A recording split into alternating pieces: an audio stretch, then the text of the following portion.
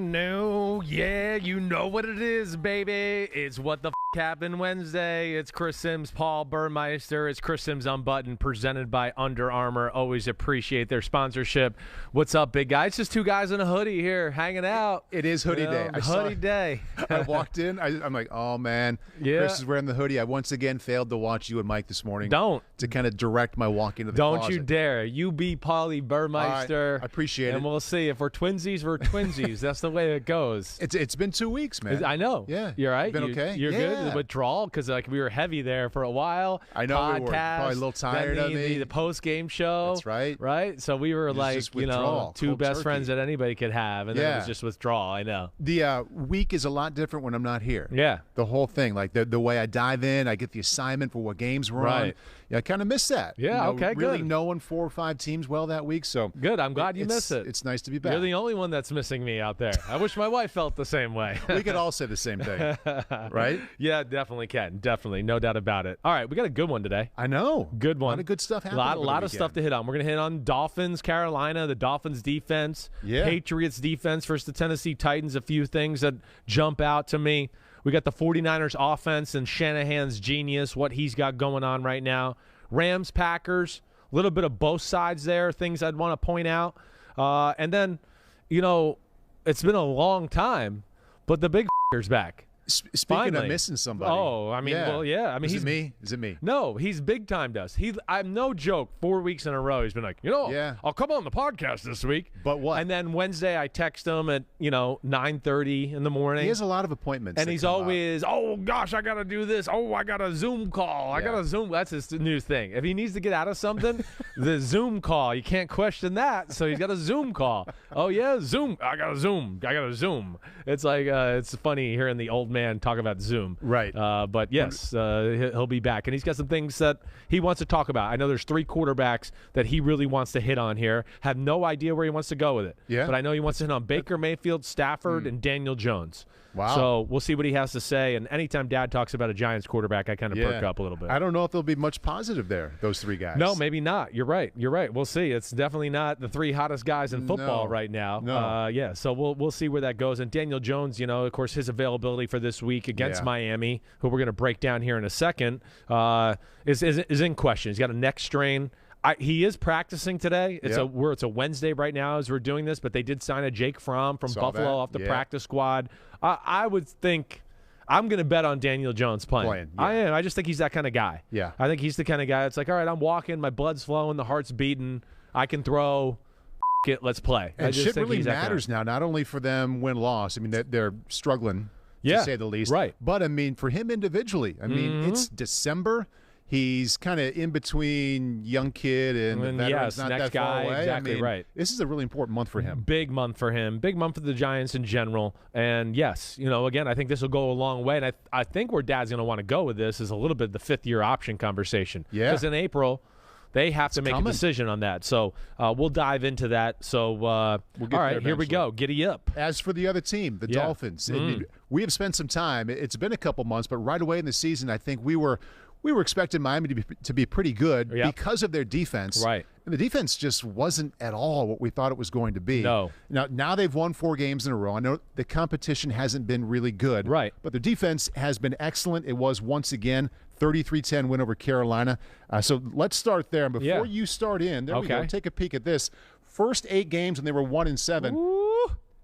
This is such a shock. They gave up almost 30 points a game. I know. This is a defense that was so good last year. Yep. A lot of guys back. Last 4 games, a little over 11 points per game. So for some reason, they are back. Yeah, and we're going to get into some of those reasons. First off, it's those 2 guys right there on that graphic, all right, just so everybody knows. And those 2 were? Xavier and Howard and Byron Jones. Yeah. I mean, they're studs. They're definitely top 10 corners in football. And that's what and Byron Jones, who I don't think was 100% healthy early in the year. I think Xavier Howard even had a few moments of being in and out where he wasn't 100%. The defenses we're going to show here, you can't play them unless you got two elite corners. They got elite corners. And then I think the next thing that's the key to them, Raekwon Davis, big overpowering Alabama defensive tackle who they stole in the second round 2 years ago in the draft. He got hurt the first week of the year. He's back. So him with Christian Wilkins in the middle is like, okay, we got our 2 D tackles. They can push the pocket, and you're not going to move them. And then guys like Jalen Phillips, their first rounder from this past year, coming off the edge is phenomenal. Their second-round pick from this year, who we're going to break down here too, Javon Holland. Javon Holland, yes. Right. I don't know why it didn't sound right coming out of my mouth. From Oregon is amazing football player. So I think health and maybe the breakdowns probably, because this is a New England defensive staff, having the accumulation of how people are attacking them and kind of getting their shit straight has led to them, dominating some offenses here lately. All right, Chris, table is set for you to step up there. Why not start with the first play from scrimmage? We get an idea here how Miami kind of used disguise the whole game against Cam Newton. This is what they've been doing to everybody, and this is where it all starts, is these little formations we see right here. And of course, you do it the first play of the game. They want to see what your plan of attack is, what you're going to really have in store for them. Can they continue to dial it up? Because we saw, like the Baltimore Ravens 3 weeks ago, they dialed this up constantly because they were just like, they got no answer. Let's just keep doing it. There's nothing they can do. Now, if they see you have a few answers, they don't do it as much. And we'll get to that here in a few moments because, there's a point in this game where they get burned and they get away from it for a little bit, and then they come back to it and try to frustrate you again. But again, look at this look. I mean, it's 1, 2, 3, 4 across the board, all right? So what allows them to do that, like I was just talking about, is Byron Jones, top 10 corner, Xavier Howard, top 10 corner. You got Javon Holland, who I think is one of the better safeties in all of football as a true rookie. They got Eric Rowe over here playing safety, who really started his career off as a corner, so has ability to cover, right? But the magic of what they do is all these guys at the line of scrimmage, you just have no idea who's coming, who's going, what do we do? How do we block all this? Yeah, that's where my eyes went right away. Exactly right. What is that? Yeah, what is that? And this is what they do. So they basically make it to where you're not going to be right. They're going to get somebody free more times than not, just because even if guys don't blitz and they drop out like you're going to see here, you don't know that. They take a step up, and you got to worry about still committing to block them even though they drop back, and that can leave you vulnerable off the edge. But what you're going to see here is you got the 4 matchups one-on-one, and then one of these 2 linebackers at the end of the line of scrimmage, all right, has McCaffrey in case he free releases. So you got man, and then you got man-to-man, and then as he gets here to the slot, man-to-man, and man-to-man, right? So there it is. And then whoever this is going to have McCaffrey. So you got the 5 one-on-ones. Now, the issue is, like Carolina, of course,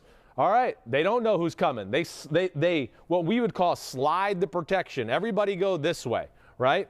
Now, that's great. That's, it's a common answer. Now, as you're going to see, though, here, and I'm going to play it in slow motion, there's going to be 2 guys in the inside that drop out. There you go. I think it's Agba, and I think that's Raekwon Davis. Just in case you threw a real quick slant or something like that, they're going to get their hands up and not get abused by that playing this formation all the time and make things tough that way. But as you can see, ultimately, they only bring 1, 2, 3, 4. And then 5 and 6 take a step and then come back out, right? So it's 4-man. It's 4-man. It's man-to-man. But they have this aggressive gate back here, and they're banking on you're not going to pick the right 4 to pick up. So they get a guy free. You could see here Baker released because there's McCaffrey. They're not going to let that. So there's the one-on-one there with the running back. And, again, this is not a bad answer or bad anything by Carolina to start the game, but it's just like, hey, this is what you're going to see today. And as you can see as we play this too, look, I mean, they're aware to get the hands up. They miss it, all right?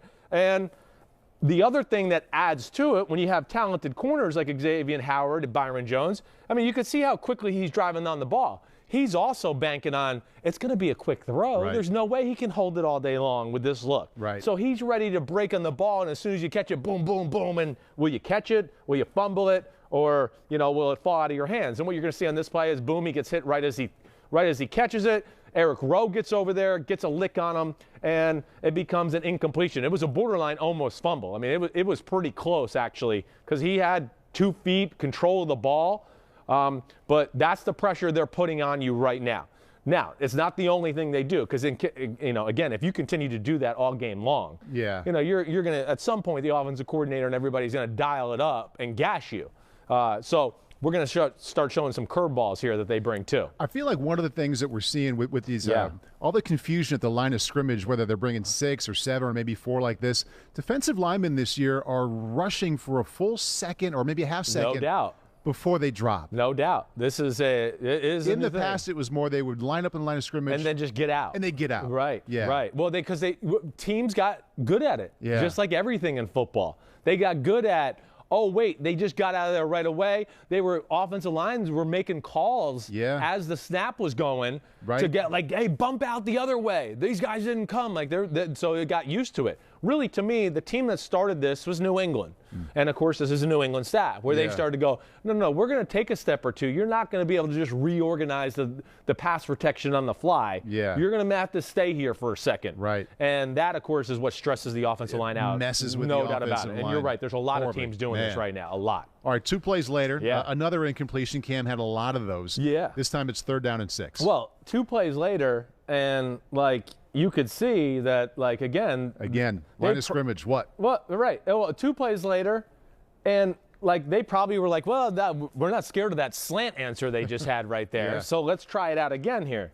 Now, what's great about them and the Dolphins, of course, is it's a different coverage here. I mean, as you see, all these people at the line of scrimmage, but as you just mentioned, 2 guys out. This time, since it's third down, it's backers that get out. They're a little more athletic in space. And ultimately, it's a 4-man rush. But this is what I want to show here. It's hard to tell, why does this look any different than the play we just saw? But it is. It's a different coverage. And that's what you got to be aware of a little bit with this. All right? Now, what's hard here is there's a safety right there. And you can see his helmet, right? It's hard to see him there. I hope you can see him. I hope everybody on watching on YouTube can see that. But, this is where the quarterback has to really be keyed in on just the little nuances of the looks to go, wait, that didn't look exactly like the one we saw last time. Remember last time we just had a 4 across straight look, right? This one has a little bit of a different look to where, as a quarterback in Cam Newton, you should be going, I don't think this is going to be the all-out. Even though it still looks like it could be maybe 1-on-1, and this guy, because the safety's here, you could think, okay, well, let me get on there. Maybe he's got that guy, and that releases him, right? And then you see 1-on-1 there. But my other thing I would say to you, too, is all-out blitz with bump and run, I don't know. That's, even if you got great corners, is very dicey. And where's the corner looking down here? Exactly, right. He's looking in here, right? No doubt about it. Quarterback looking inside. There's different things to look at here to where this looks different, and you got to be able to recognize that. Now, as you see, they do a pretty good job of picking it all up. Pretty good job, and they really drop into a zone coverage here, where you see, I mean, it's really almost like cover 3. He's got anything breaking in. They got another guy here. They're almost playing like cover 2 here with this guy. He's a half-field safety. Here's like a linebacker who's just looking for anything coming into his lane, and he's going to protect the deep middle in case this guy goes down the middle, right? So they're playing a different way. Again, a similar look. Stresses your protection, makes the quarterback feel frenzied, and I don't know what I'm getting. Am I protected? Let me look downfield. What the hell's the coverage? Those, to me, are little things that go a long way to flustering a quarterback in an offense in general. And again, they seem to be very good as far as knowing what to expect. And the beauty of it is, once you show what they did that first play, now, every time they call a play, they're calling a play to worry about, man, it's going to be that all-out blitz. So we got to have something ready for that. And really, he's running a route to pick him so it can be like this if it's an all-out blitz. But it's not an all-out blitz. And there's people sitting here ready for it this time. So he throws it in there, And, of course, he gets alligator arms because he's like, whoa, that guy's big and he's flying at me. Yeah. And he's going to take my head off if I catch this football right here. And, of course, this is another aspect that I got to give Miami credit for. Duke Riley, Van Ginkel, Baker, they're very good in space. They're very athletic. So that allows them to blitz, be good at dropping out, coverage, react, make a hit like that. But there we go. There's 2 plays, look very similar, complicated on a quarterback. And you don't know what you're going to get at the line of scrimmage or in coverage. And that's why, to the graphic we showed, they're killing it on defense right now. So that's it's working well. You can see why Cam, as you said, felt frenzied, wasn't effective at all. Yeah. Those are high-risk kind of coverages. If they go back to the sideline, have conversations, you're like, okay, here's what they're doing, and here's where we can get them. Right. So there's a 3rd and 6 later in the first quarter. I know they get burned. I don't know exactly how they get burned. Yeah. But after watching those couple of plays, I'm like, okay, it worked for the defense that time. Right. But when you line up that many guys in the line of scrimmage and expect 3 or 4 to sprint back and have responsibilities, at some point somebody vulnerable. should get you. There's no doubt. And I mean, to the point that you made, they haven't had to play a high-octane, awesome pass offense yet here. Right. That's going to have maybe some more answers and a quarterback that's really going to be able to dice you up. Texans, Jets, Panthers. Exactly. I mean, good. Again, Lamar's awesome. We know that. Right. But I'm not going to sit here and call that a high-octane pass offense either quite yet. He's a high-octane player. I don't know if I'm going to call that offense that. Yeah. So your point is very real. So that's why, hey, they're good at here it is, and then here's some, oh, wait, we're not totally all out. We're going to back out here. And I think, too, again, they have a good feel for they have a good plan. Let's back off this for a little while. We'll dial it up a little later down the road again, see if we can mess with them then. But this is, to your point, going to be one of those plays right here. So here's what we have. It's middle first quarter. Again, a 3rd and 6, and this is the play. Not a lot of success for the Panthers in the pass game, but this play certainly went their way. This way certainly goes their way. And again, I think this is one of the keys, like for a quarterback, you got to look at that right there. That's like, when you start to see that across look, that's man. That's, to me, it's man, and it's probably all out. And I'm glad you pointed out in the last play where the corner, it looked like man a lot of places, but the corner was half a yard off the receiver. Yes, right. They don't usually want to do that. They don't do that. That's more of a giveaway of man. Right, because, again, it's all out, right? And you were bump and run, again, you're going to let Cam Newton, just catch the ball, and if DJ Moore gets a good release off the line of scrimmage, you just throw it up, and now it's like, well, damn, there's no point in all-out blitzing if you're just going to let him do that, right? So, hey, here we go again, and they're going to dial it up the right way here, all right? I mean, they got it this time. Slide the protection this way. They got a blocker here in the tight end. Both backs are looking for work to the strong side of this, or to the tight end side of this formation, all right? And so now you got an 8-man protection.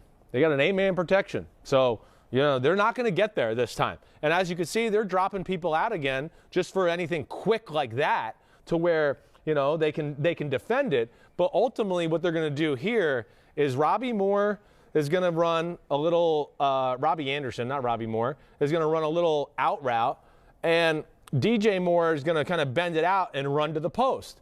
And it looks like Miami is trying to switch this off a little bit. Like, okay, you go out, as you see here, you go out, now you take him, and he's going to come in, and you got to take him. Very hard to do, but they're also not really expecting to have to do it because they're thinking, again, we're sending all these people. We're going to get somebody there. Right. They're not going to be able to throw a 60-yard bomb down the field.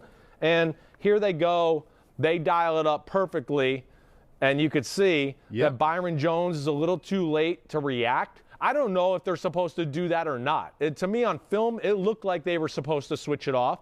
And Byron Jones doesn't get mad at Xavier Howard after the play for, not staying with him. So I think this is what they are coached to do here, to switch that off. And, again, Cam makes the great throw. But what I want to say, too, is this is literally the last good play for the Carolina Panthers offense the rest of the game. This is it. That's it. Now, they get out of this defense for a little while. They don't play it for a little while. They get back into mans and cover threes and disguising, and they do all the base defenses really good as well. Yeah. It's not just this stuff.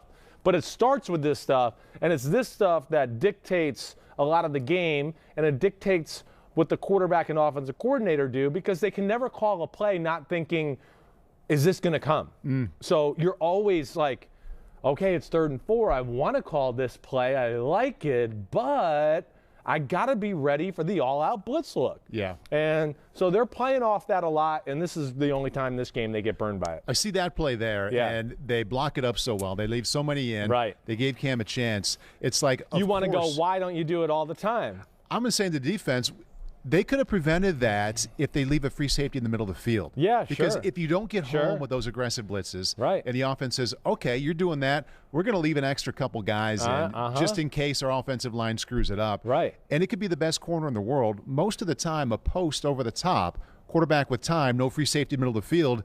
Yeah, just throw it up there. Happen, put it in the general area. Right, You could keep playing that defense if you had a free safety in the middle of the field. Yeah, you could. And they will do that every now and then where they blitz. But like right here, they're more interested in, we want to outnumber how many blockers you have. That's really what they're. So they had to try. They got 2 guys covering and 9 guys at the line of scrimmage. Yeah. We said there's 8 blockers. They got 1 more. That's all they're trying to do. Yeah. So yes, they're taking risk with that, certainly. Big time. But again, it goes back to what we started off with. When you have 2 of these guys that are special like this, they're willing to roll the dice and put a little pressure on their $15 million a year corners. I question that one play. However, you look at the entire game and their pass defense and their plan dominated. Yes. Carolina wasn't even close. Right. So they do have it figured out pretty well. Well, they do have it figured out pretty well. Exactly right. Yeah. we can't argue with the results too much. And I think the other thing too is because I had somebody said something to me on Sunday when we were watching the game. They go, well, why don't teams just do that all the time? Because I go, they do enough of the dropping out and now it's coverage to what? Oh, now they rush 3 and there's 8 guys in coverage in that all-out blitz look and you got 2 guys out in a route. Right. You're f***ed as a quarterback. So that's where they keep you off balance too sometimes to not know, like, I can't always do max protect. And that's, again, where I want to see this go against a Josh Allen again or some other offense. They get another crack at New England. They're going to have some answers or some interesting things, and I'm going to give you some answers here in a minute with one of these looks. Our focus so far has been on the passing game and how it's affected Cam and worked for the most part almost the entire game. Right. Also, when you show all-out blitz, it also can really affect the run game as well doubt. When they want to go that way. So this is second quarter, 14-7 Miami up, 2nd down and 9, and Carolina's looking to run. 8 guys on the line of scrimmage. But again, what's our look? Nobody in the middle of the field, right? There we go. Nobody in the middle of the field. It's all 8. Yeah. And here's our look again.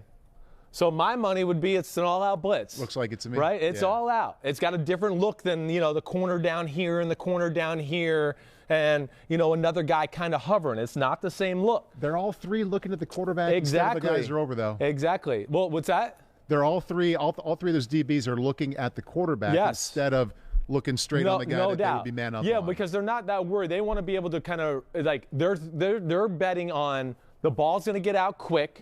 I want to read the quarterback's eyes right away. We're expecting a little bit of, they're going to kind of look and try to see this because they're thinking it's going to be a slant, a quick out. They want to read the drop a little bit so they can just break on it. And at the very worst, okay, you get the catch, but we tackle you or hit you right away. So, they're going to play it that way because, I don't know, they don't necessarily want to be all eyes on here all the way. And then, they run a little double move or something to where they don't see the quarterback at all or if he's going to get it out. So they're trying to see the whole picture to a degree, all right? But this play, they're going to run the ball. They're going to run the ball. And what I want to say is just what a waste of a play. It's 2nd and 9, and watch what happens. I mean, first off, it has no chance. Jeez. This is not good offensive football. And I don't know if this is on Cam or Joe Brady or what, but this is just not going to get it done, right? And to me, that's all right, 2nd and 9. Oh, great. Now we're in 3rd and 11, 3rd and 12. No chance there. Now, this is where, you got to have checks at the line of scrimmage.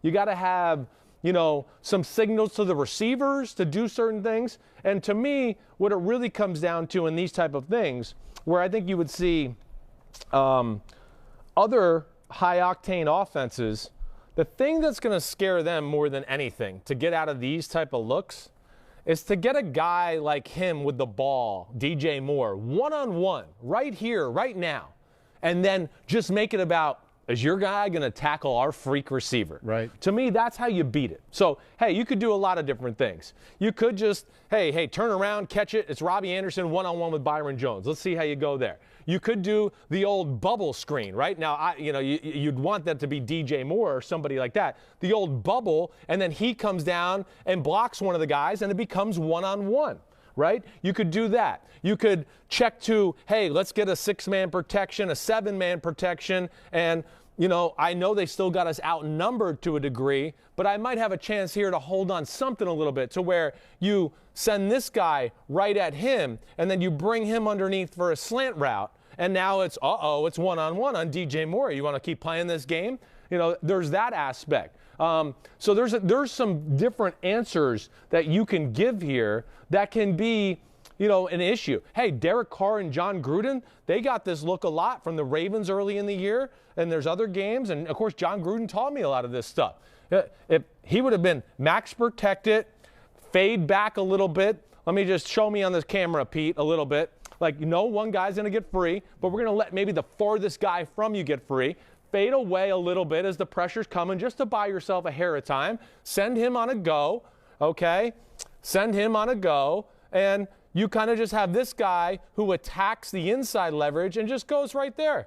So you don't even have to send this guy on a go. Maybe you send him on just a little out route, right? So now he breaks, and now you fade away, and you're fading away from pressure, and you throw a ball down here just in the general vicinity, a little bit like we saw, and that'll get defenses out of this. There's no doubt. Or some sort of jailbreak. Hey, you get this. Here comes this guy. They're all going to come out here for a screen, and boom, all of a sudden it's that. To me, those are the type of answers you have to have here. But what I do know is you have no fucking chance of getting any yards running the ball against that look. Right. None. So it's 14-7, and now you put yourself in a position to where you're going to be punting after this down because you're in 3rd and 12. One of the ways a defense will come out of these really aggressive looks, if they feel threatened by the game plan, if they feel threatened by a super talented quarterback. That's right. That's what I was trying to say there. Yeah, they didn't have that. Exactly. No. Wasn't happy. So they were just more and more encouraged to do these kind of things. They got to get the ball to DJ Moore here. Right. He's the guy that's going to scare Brian Flores. That's where that and college Boyer. Offense, shotgun, just give it to him. Just give it to him. Just like your shortstop throwing a guy out, no let doubt. him have it. Exactly see what right. he can do. Let that slot receiver, like we were just talking about there, let him go up and block one of the two guys at the top of the screen. It doesn't matter. Whatever. Give him the ball right here. Right. Now this guy blocks one of the two, whoever comes first. And now it's one-on-one football. But agreed, that's what you're going to have to do. And damn, there was a game I watched on film here. Oh, it was the Steelers with Jamar Chase. Okay. They had a similar look, just like this. They threw it out there to Jamar Chase. He was a shoelace from going 60 yards. Because they never did it again. Right. With that play call, you remove the best part of the defense there. The best part of the defense is you walk up the line of scrimmage, you're like, I don't know if they're bringing 7 or 2 guys here. You can tie yourself up in knots mentally. None of that matters if you say, hey, soft corner, middle of the field open. I'm just going to throw it out there in a millisecond, and I don't give a shit what they're doing up here with these 8 guys. No doubt. Here, and you want to know a run game option just so I do it? If I was sitting here doing this too, I'd go, hey, receivers. Cut it down here. Come here. All right, let's put you here. Let's put you here. Hey, McCaffrey, get on this side of me, right? Okay? And then I do this. Block down, crack them. Block down, crack them. So they set a wall there. Pull the guard around, toss it to McCaffrey. Who's going to get him? They're all stuck in there. You just smash them in there. Yeah. That's what New England would do. That's what Shanahan would do. So you got to have like 4 or 5 plays that you teach your quarterback during the week to go, they're going to bring this up. When you get that a straight across look, it's probably going to be all out. Right. Here's your answers. And we're going to make sure we're going to have our best players, to your point, in a spot where they get the ball, and now it's one-on-one. And do you want to keep playing that way, Miami? And that's what they're going to have to do. And I would imagine that they're going to play a lot more of this because they probably won't feel that threatened, even if it is Daniel Jones against the Giants this next game. No, I mean, it's a valid point. It's a valid point. The one thing I'd be scared about a little bit is, again, it's the New England staff, and they're going to have some answers. Okay. And you do have some talented receivers in the Giants. Yeah. Do they want to risk Kadarius Toney out in the edge? One-on-one, or maybe even a Darius Slayton who can make one guy miss and run 70 yards. Yeah. So that'll be interesting. That will be. I know the Giants' offense isn't that great, but like you said, if the quarterback is smart and just gets it out right away, it takes away the whole pressure thing, and now it becomes one-on-one football. You mentioned the Patriots staff. Yeah. How about we dive into the Patriots game? Yeah. A lot of positive there, knocking off Tennessee. Other thing I want to say, too. Last thing. I guess we should have shown this. I thought we were going to. I might have messed this up. They'll do that, or even the Cam's interception, his first interception of the game. They showed the all-out. It was a little different looking, right? It didn't look the way. Right. They dropped the cover, too, and he threw an interception. It was a bad throw. It actually was a good play call and everything like that, but Cam just didn't throw the ball well. Cam missed some throws in the game, too. Yeah. To that point, that hurt the Carolina offense a little bit. Right. Yeah, sorry about that. That's okay. Yeah. Pete, I think Big Phil's supposed to call in. Do we want to dive into a whole new game or wait for Phil? Let's dive in. The hell with him. Let's go into the next one. This one's quick. We got the Patriots, so let's go. All right. Yeah. You mentioned the Patriots. Yeah. Took care of business once again. Looked good doing it. Beating Tennessee 36-13. However, nitpicking here a little bit with a team that's on this kind of roll. Yeah. They gave up 270 yards rushing. I had to do a double take. Did they really give up 270? What the hell happened? Well, it's Tennessee's good. Yeah. They're good. Even without Derrick Henry, yes, they know they're how to run well the ball. coached. They know they don't waste plays. They know the proper things to do against certain defenses or schemes. Again, Tennessee's not going anywhere, everybody. They're not going to go. They're not going to fall apart here. I know they lost to the Texans and they lost to the Titans, and it didn't look good. But I will be shocked that if they're just totally falls apart on them. They might lose a game or two more. I understand that. But I still think they're a force of nature here. Their O-line is too good. Their D-line is too good. They're going to get the receivers back. And Vrabel's just too good of a fucking coach, along with Shane Bowen on the defensive side. And Todd Downing has proved to me that he's a pretty damn good offensive coach, too. They have answers for things. So, here's my big sum of Tennessee, their offense having some success against New England. Okay. And this is why Vrabel's 2-1 against New England. He was 2-0 going in this matchup.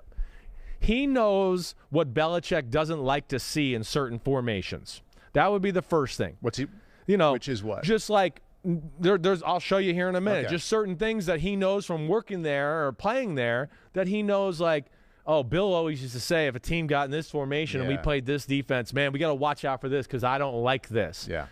That's how things are orchestrated in New England. That's how their offense is orchestrated. The New England offense is orchestrated off of Belichick telling McDaniels and Charlie Weiss, when I see this, I don't want to have to defend this. Yeah. That's literally how it started. That's why he's a genius and the greatest coach ever. They used some New England plays to beat New England, and then also he knows the guy on the other side. He self-scouted thyself a little bit to know all right, in these situations we always do this. I got to zig when he thinks we're going to zag. If you think you're just going to line up and beat New England with what you've been doing and just go, here it is, this is what we do, you're crazy. You got to do some things where you go, this is what we do 99 out of 100 times, but today you're getting the one you play here. And that's what you got to do. Exactly right. And that's where Vrabel understands it with them. Second most rushing yards allowed under Belichick. I want to put an asterisk next to any time a team gets blown out, but they put up big numbers. It doesn't really matter. No. Right? No. They lost by 23 points. So lost they by rushed 23. For 350 after the fact in the second half when it didn't matter. And sometimes these stats are a little hollow. They were. But right? I will say, I don't think these are that hollow stats. I think this is a game where the score is misleading. The stats in the game, I didn't look at the game and go, New England just overwhelmed them. They were just better. They physically dominated them. That's not the case here. I'd go, Tannehill missed a wide-open touchdown pass, and they missed a field goal. They got a long run. The guy breaks it. Fumbles. Yeah. They're on the 1 yard line. They throw an interception, right? There was plenty of points in this game where it was this game's about to be dead even, and we're going to go in the fourth quarter, and this is going to be fun to watch. It's just the Patriots made a few plays, and the Titans kind of messed it up a little bit. But I think if they play again in the playoffs, I would be shocked if this isn't a 3-point type of football game. Tight kind of game. But your point is still right. There's a lot of games that we look at where we go, those stats are bullshit. That doesn't make sense. A lot of times, but it sounds like there's some, maybe this wasn't. There's some merit to this one. We talk about self-scouting myself a lot. It felt like Tennessee did that because they weren't running the ball 3rd and 3, 3rd and long kind of situations most of the season. They ran it a lot in those kind of situations on Sunday. Yeah. Let's check it out. Late second quarter, 16-6 Pats. It's 3rd down and 3. I think they led the league, or they were least in the league to run the ball in 3rd and 3 more. Oh, it was that high? All year. Wow. Right.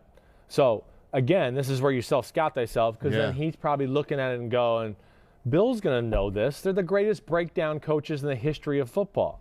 They're going to play pass defense. Now, New England's also one of the kings, in my opinion, of, like, if it's 3rd and 3, they'll run the football and gash you that way if they feel like you're playing too much pass defense. But I think that's, again, this is the point. This is not like an overwhelming, oh my gosh, unbelievable play schematically that I'm about to show you here. It's again, just knowing what you're going to get. It's 3 down linemen. It's a bunch of linebackers and secondary players. You know, it's lineman, Matt Judon.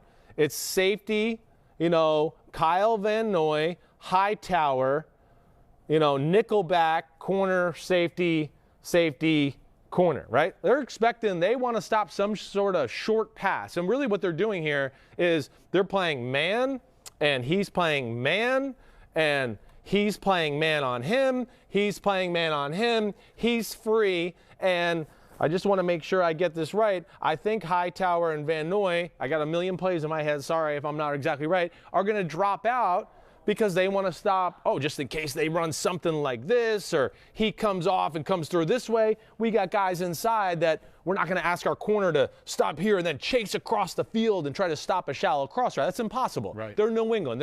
They don't expect any human on earth to be able to stop that. They're going to have some sort of, like, you know, we got to help the guy out a little bit. He's not Superman. Yeah. He can't just cover 4-3 receivers all over the field all day long, right? So here we go. You can kind of see, you know, New England, it's a 3-man rush, and they're playing pass all the way.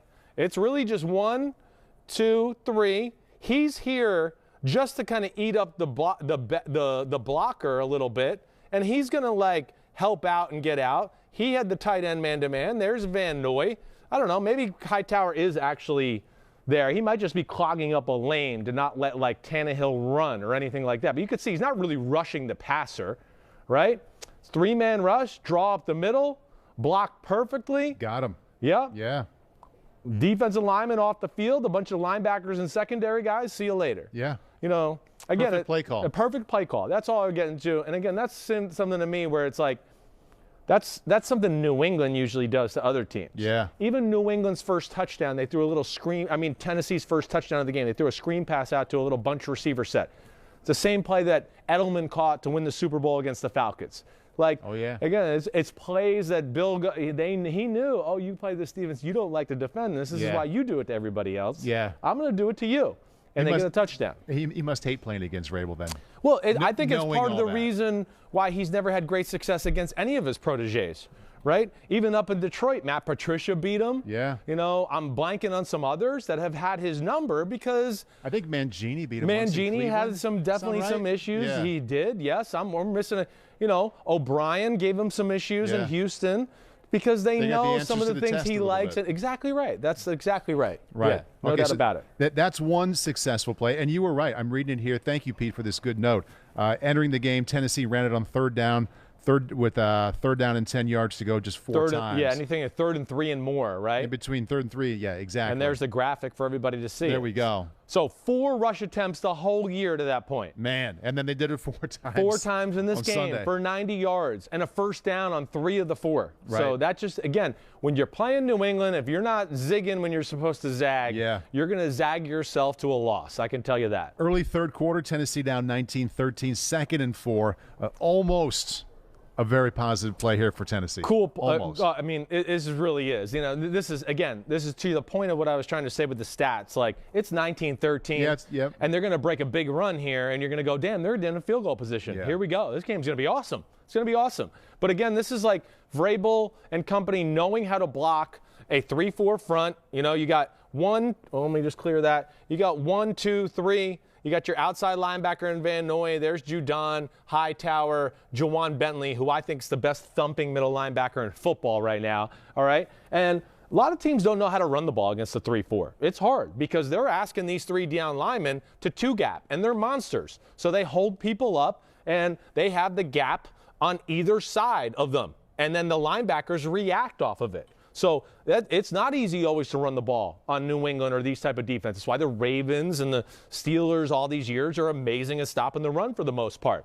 All right? Now, the thing that's key to this play, one, is Ben Jones is a really good center, and he reach blocks and stops. I think this is Godshaw, but I'm not really sure. He stops the nose tackle from getting to this gap on his left, the A gap to his left. He doesn't let that happen. All right, so that's where it first starts. The second thing they do is they're basically running outside zone, but watch how the guard kind of almost like pulls a little bit to do that.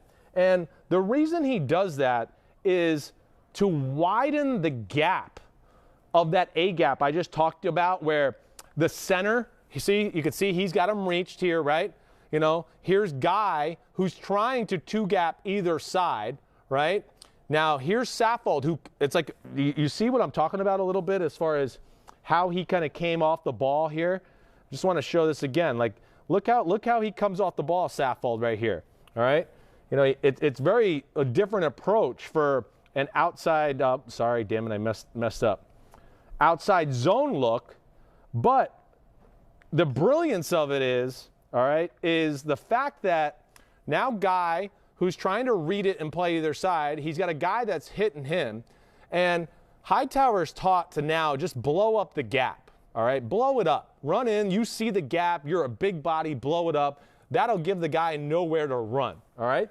But the key is because Saffold does this little aggressive move to his left, he makes, and it's hard to see from this angle, he makes the A gap here, and you'll see in a second, it's 8 yards wide. Oh.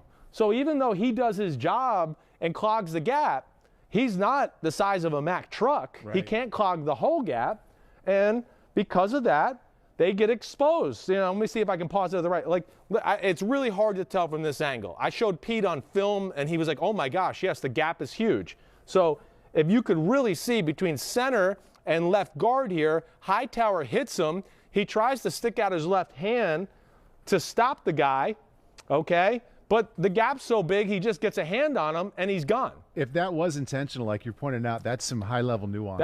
It's very well done. I would be shocked if it wasn't intentional. Yeah. I would be shocked. I don't think you're going to see an outside zone play all year unless they play a 3-4 team that looks like that again. But I wish we had an end zone cut to show you, but this gap's so huge that they, even though like schematically are in their gaps, that A gap is 8 yards wide, and that allows him to run through it. And then you got J.C. Jackson, who's, I don't know, maybe the best corner in football right now. Right.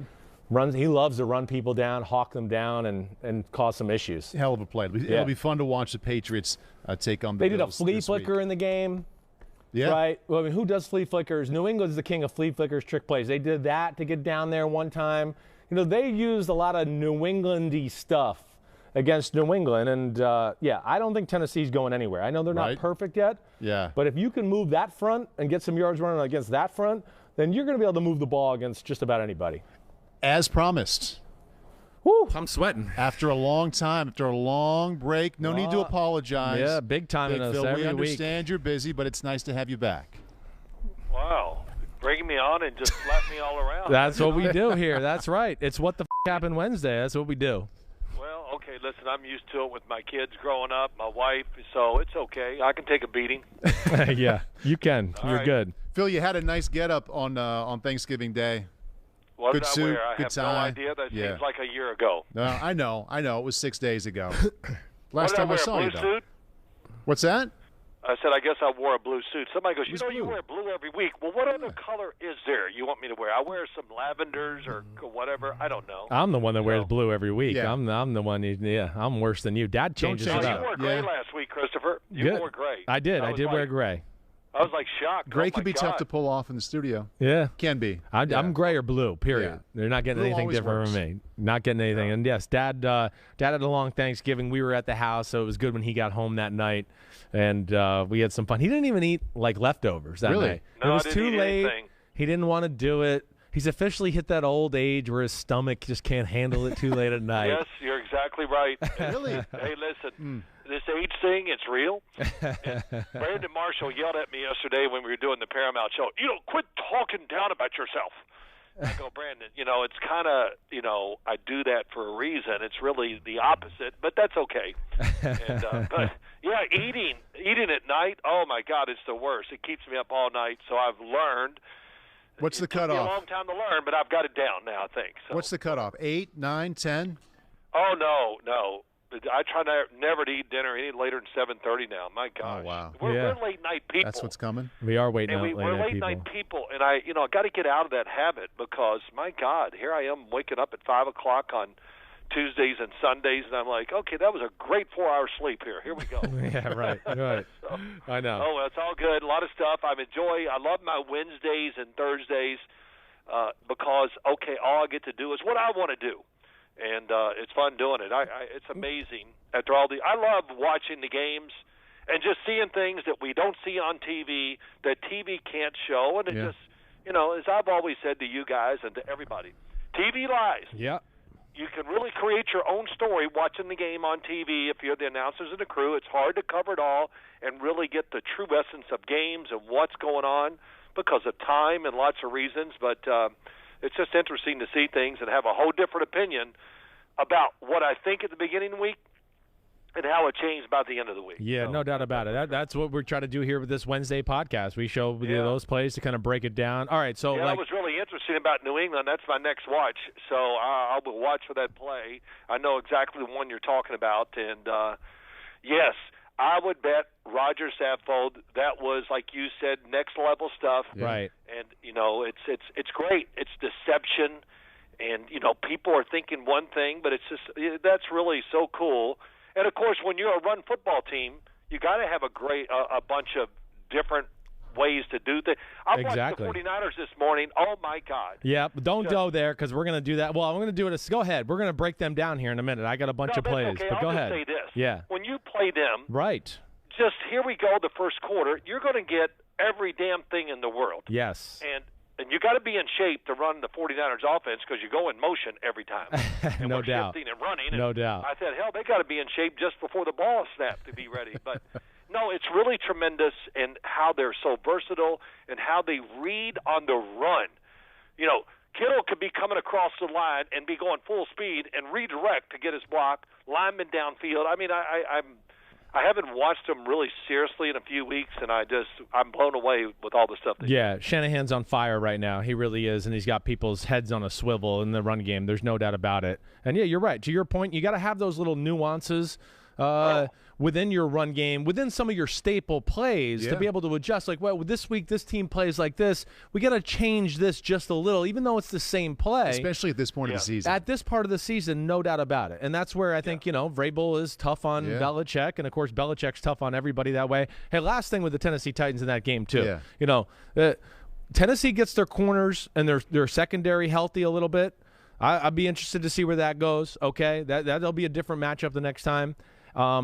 They did a great job of stopping the Patriots' run. Right. They couldn't get any pressure on the passer, though. And that's where they'll need Bud Dupree back to get healthy and be a pain in the ass that way. That'll be, something to watch for if they ever do match up. But I'm sorry, I just had to get that out. Tennessee is great. That's all right. Tennessee's, of course, good against the run, and they're getting better because they're humongous. They're humongous. Yeah, they are. They are. I mean, the old saying goes, which I use a lot, when they get down in their stances, if you're behind, you can show a double feature on their rumps. I mean, that's it. And I heard that from Earl Leggett. Hey, I need some guys in there that when they get down, they call them tush hogs. You got to have big people in there. You do to be a good run defense, and that's what Tennessee is. They're a run offense, and as I said, don't expect Tennessee to be a great passing team now because Derrick Henry's out. Right. They didn't build a team that way. That's right. They don't have it constructed with players, whatever.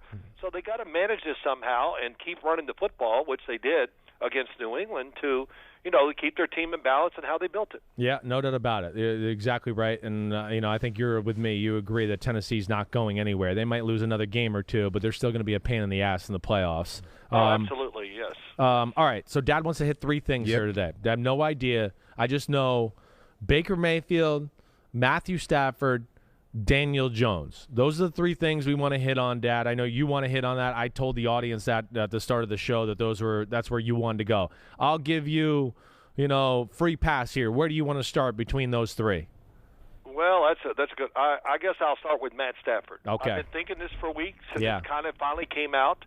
I've watched. I watch every game of the Rams. Yeah. And I don't know why, because sometimes we never say a word about them for 3 weeks. But when I want to see what they're doing, and I'm a fan of Matt Stafford's. Right. But I've been saying, I just go, he's not. His arm strength is not the same as it was last year. No. And then it comes out, he has a little sore elbow and all that, and that makes sense.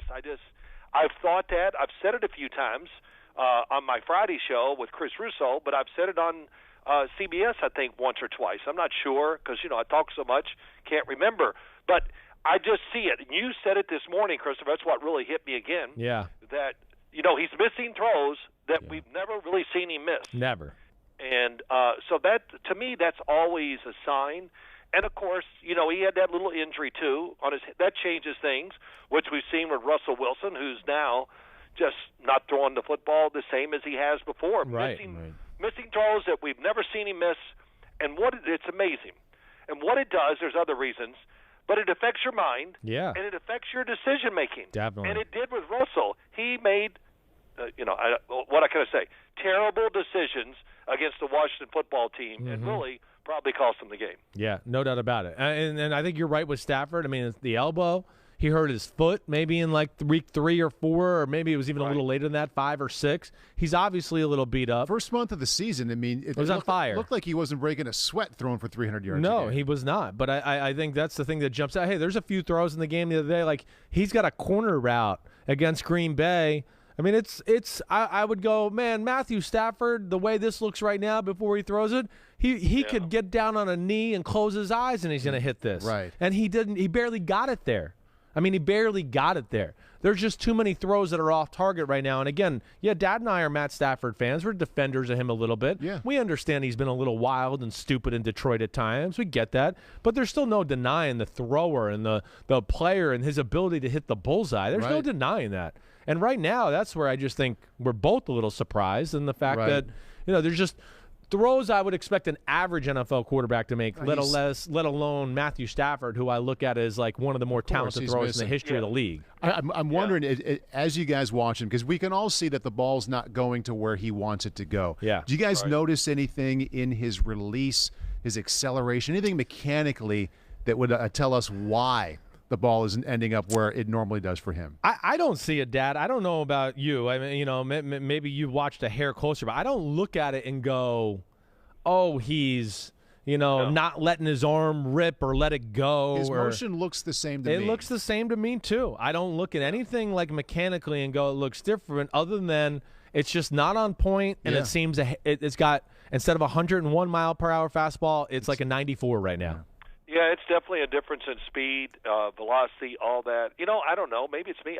It looks like he holds the football higher. I don't know why. It hit me, and I went, is he holding the ball higher than he did in Detroit? But, the long story of it is, we know they're throwing a lot in practice because that's what they are. They're a throwing football team and all that. But, you got to be careful with that, especially here late in the year, even though he has a rubber arm and he's shown it his whole career. But I think, too, the injury, what week did he get that hand injury? Was that I know. during the preseason, or I can't even remember now. But, that can affect you and strain your arm. It doesn't take much. No, it does not. Paul, you know it, too. Yeah. I hurt my ankle, and I never really got a sore arm in my career. But when I got a high ankle sprain on my right side, my right ankle, oh, my God, did my arm hurt. Oh, yeah. It was like a toothache that was no recovering for. And it stayed there with me for the whole rest of the year once I had that high ankle sprain. So hurt your hand, anything else can affect it, put a strain on another part of your body, and we always see that with lots of players with different kinds of injuries. Arm, elbow, ankle. I mean, elbow, ankle, lower back. Those are all the three things that are bothering him right now. Yeah, I mean, all those things would be, you're going to throw the ball more arm then. Yeah. You're not going to get your legs. You might not torque quite the same because your back's a little sore. 100%. So there's that will affect your throwing, and I think Dad's spot on with that. All right. I'll let it go real quick, but the last thing you did say this morning, and he looks too thin, trimmer than I've ever seen him. Yeah, get in the weight room. Please do a squat or a bench press soon, please. Got to do something.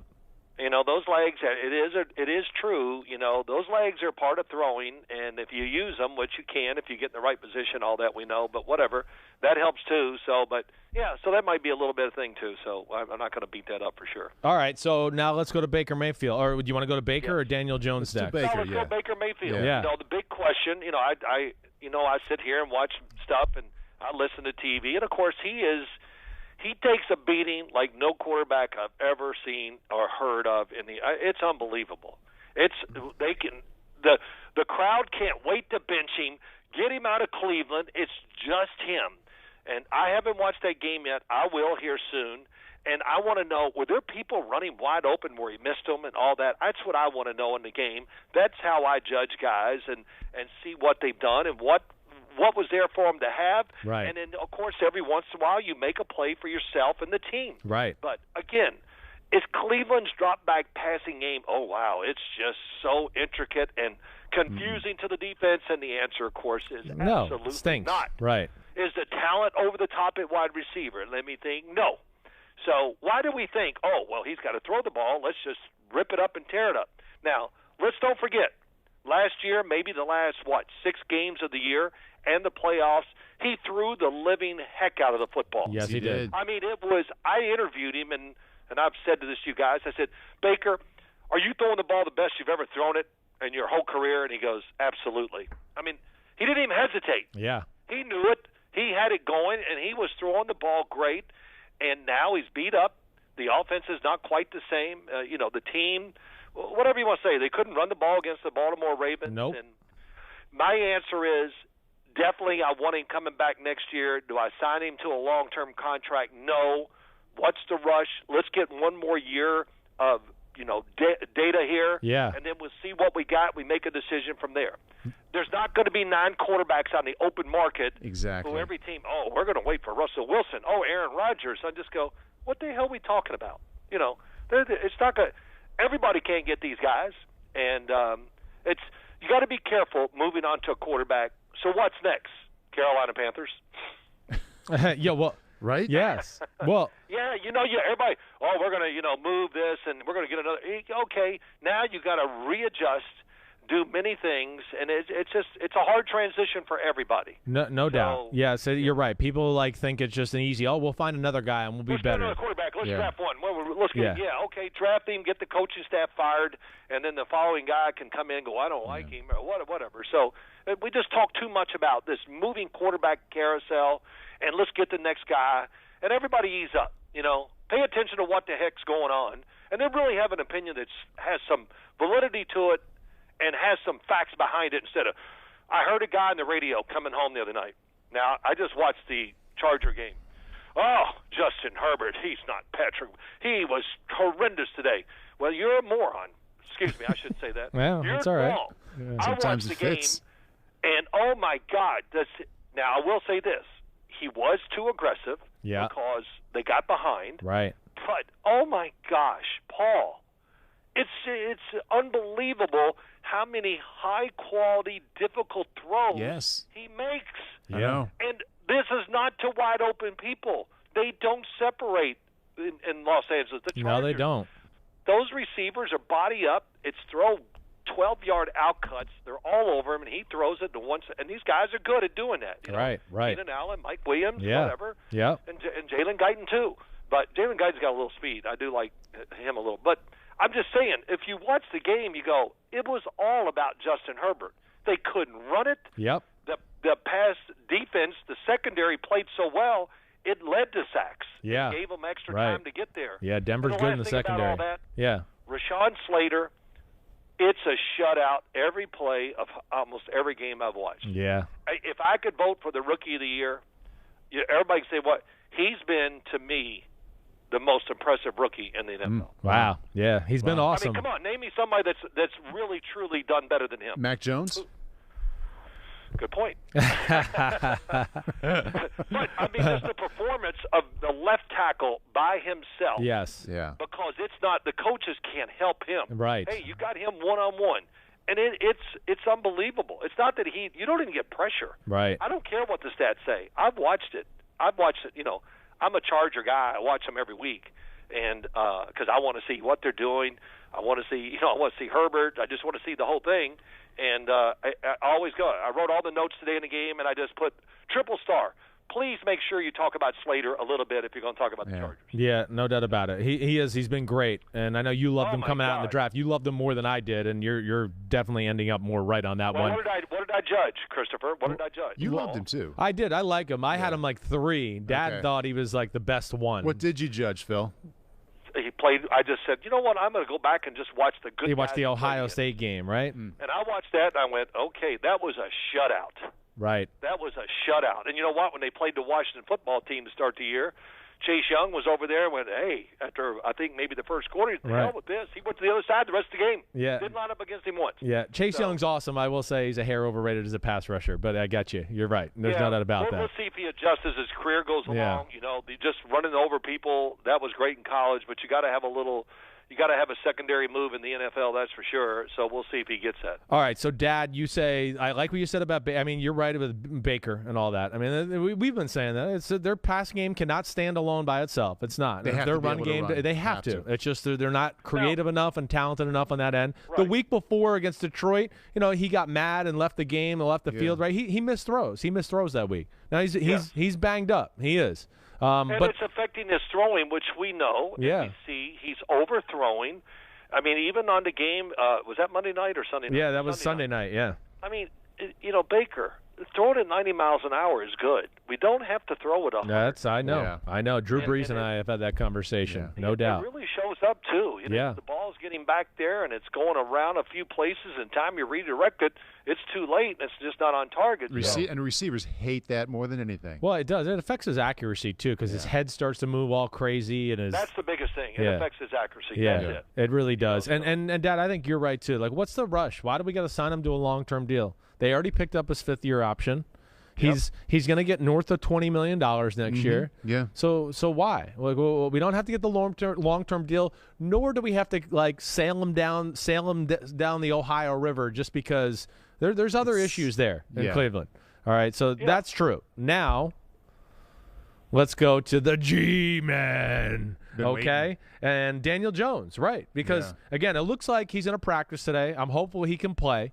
Okay. I know. Yep. I know. I think we're both defenders of Daniel Jones. We are to a degree. Do I think he was overdrafted? Of course I do. I didn't think he was a top 10 talent. Mm-hmm. Okay. He's been better than the people up here in New York want to give him credit for. And I think, Dad, you'd back me up on this. Hard to play quarterback when you're behind the worst offensive line in football. Certainly and you've had 3 different offensive coordinators to start your career. Hard to be really good. I don't know what people want to say. It's just, I mean, again, I could give you some greats, all-time great. You put Tom Brady behind that offense in New York, see how that works out. I promise you it ain't going to be good. I don't care who it is. Yeah, maybe Mahomes and Josh Allen and those guys can make a little more plays, but it's tough living the way he has. But that's going to be one of the conversations, Dad. Daniel Jones, should they pick up his 5th-year option? They have to make that decision by April. What do you do if you're the Giants?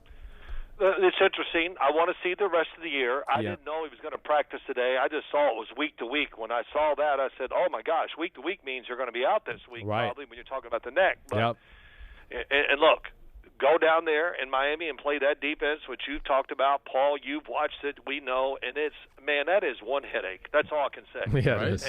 Because they got a good secondary and everything they do up front, in the time of a game, that's a lot of thinking, adjustments, and then trying to beat their talent. So that's a lot to overcome. And, hey, the Ravens, we talked about this.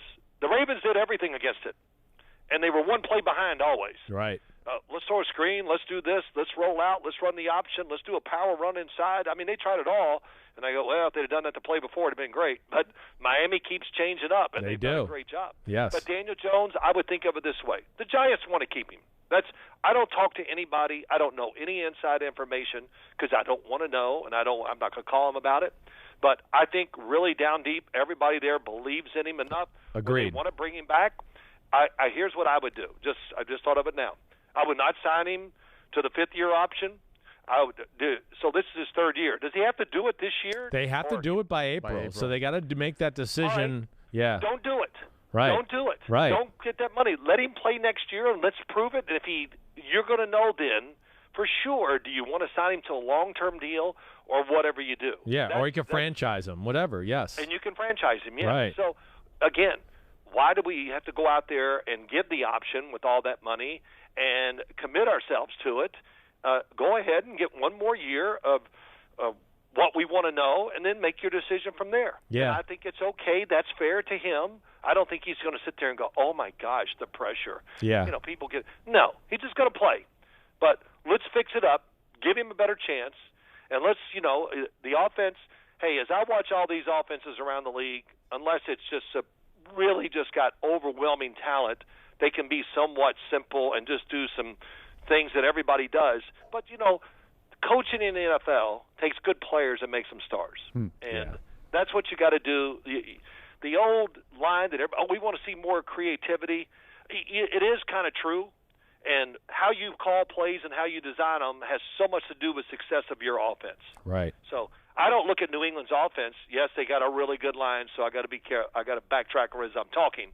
But their creativity is off the charts. Yes. And that just helps everybody on the offensive side, slows the defense down tremendously. Right. I've talked to Ray Lewis about this. Man, when he goes, you're over there and you're making all those adjustments on offense, they're making different calls every time you move. Oh, and this and that. And Ray Lewis kind of educates me on that sometimes. I go, wow, you've got to be really smart. Of course, him and Ed Reed together was enough to get it all done.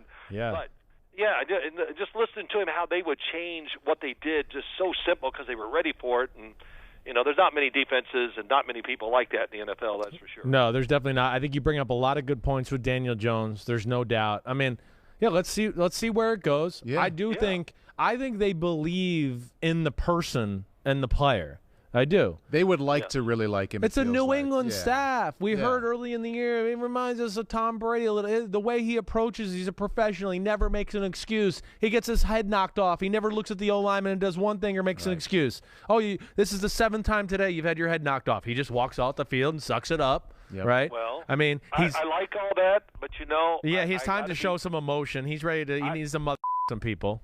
Yeah, well, I'm not going to say it that way, but, every once in a while you got to turn to your lineman. And, that's part of your chemistry with the line. Yeah. And I say these stories all the time, but I don't care. I'm going to repeat it. I was getting beat up one game, and, I was moaning. And I came to the sideline, and Bart Oates sat beside me, and I just was killing him. And Bart Oates goes, well, it's not my guy. I said, Bart, I don't give a crap whose guy it is. Fix it. And, I thought he's either going to punch me. He goes, okay, I'll get it done. But that's part of it's not in everybody, and of course, when you think back to yourself, we over-evaluate ourselves. That's for sure. Yeah. But that's part of being the quarterback, setting a standard, and trying to help players and everything a little bit. With many ways you can do it: patting them on the back or saying something somewhat negative to them or whatever. Let's go, pick it up, help me out, whatever it is. Right. You got too much status. You got to take advantage of the position you're playing, and that's the only. Now he could be doing that, Christopher and Paul. We don't know. Yes, that's right. That's right. But as Parcells would tell me, Simms, they're not your buddies. You're their leader, and I just would go, okay, I got it. I understand. Yeah. In other words, there's a separation there, and make sure you keep it.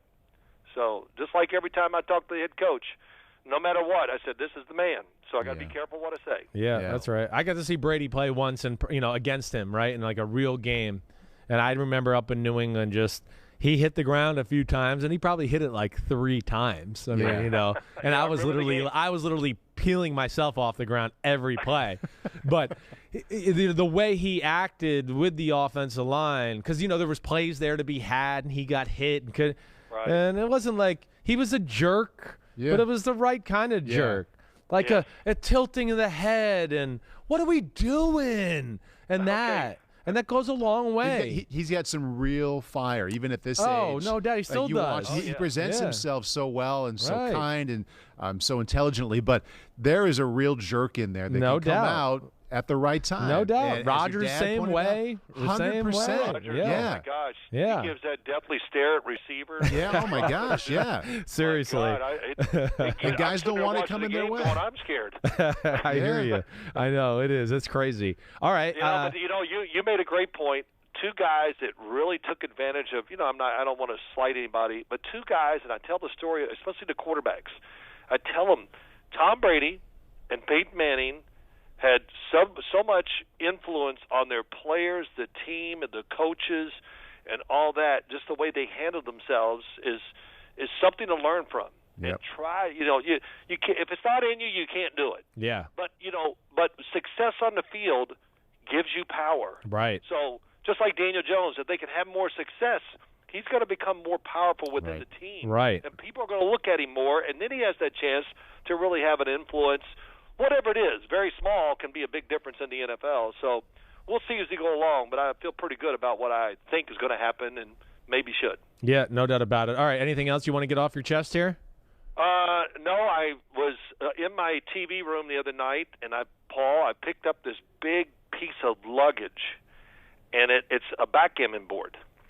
And I opened it up, and I saw this note in there that how much my son owes me from losing in backgammon. And I go, damn, he's got to pay me that one day. I just a random thought there. Yep. Is this son I'm sitting next to? Yeah, it is. It definitely is. It's that son. Yes, it is. Yeah. I teach him how to play backgammon. Yep. And 10 minutes later, okay, let's play for some money.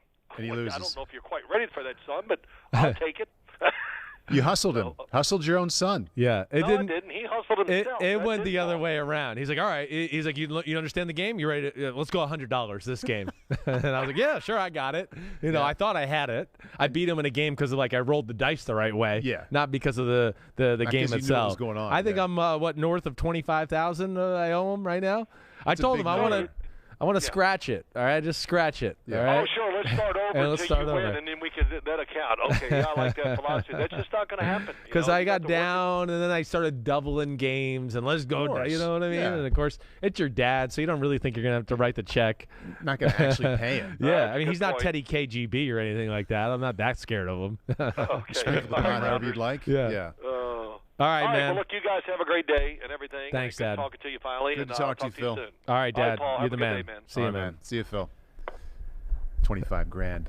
It's 25 grand. It kind of went down like that. Like we literally played a game or two. He taught me how to play. I beat him like in the second game because I rolled like double fives and double sixes. And then he was like, "All right, you ready? You got it? All right, $100 this game." And like the first day, I was down like $1,000, right? Because we also play. I don't know if you know how to play backgammon. I actually just learned during the pandemic to play with my wife. For something to do. It's fun. It's a great game. It's a great gambling game. And you can lose a game and have the game be doubled and tripled anyway, so it can get expensive. And I'm up like 20 grand on my wife. Oh, good. Yeah, good. She hasn't paid either. Good luck singing that. Daniel Jones. I wanted to get in there. Just a couple things. Get it in. You're going back and forth with your dad. I'm listening here, thinking. Number one, we just talked about Baker Mayfield before that. Right.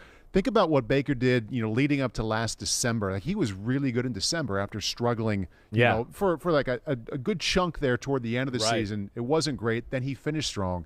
Hey, Daniel Jones can do the same kind of thing. He can, right? To a degree. And you bring up a great point about the creativity of the offensive coordinator. Or maybe your dad said dad did, One of you two guys talked about that. Right. But after the top 10 or 12 guys in the league, and Daniel Jones is not there. Yeah. Let's say he's 13. Let's say he's 32. With the help of a really good game plan, I mean, would you be surprised if he showed up 4 or 5 weeks in a row playing like he's knocking on the door of the top 12?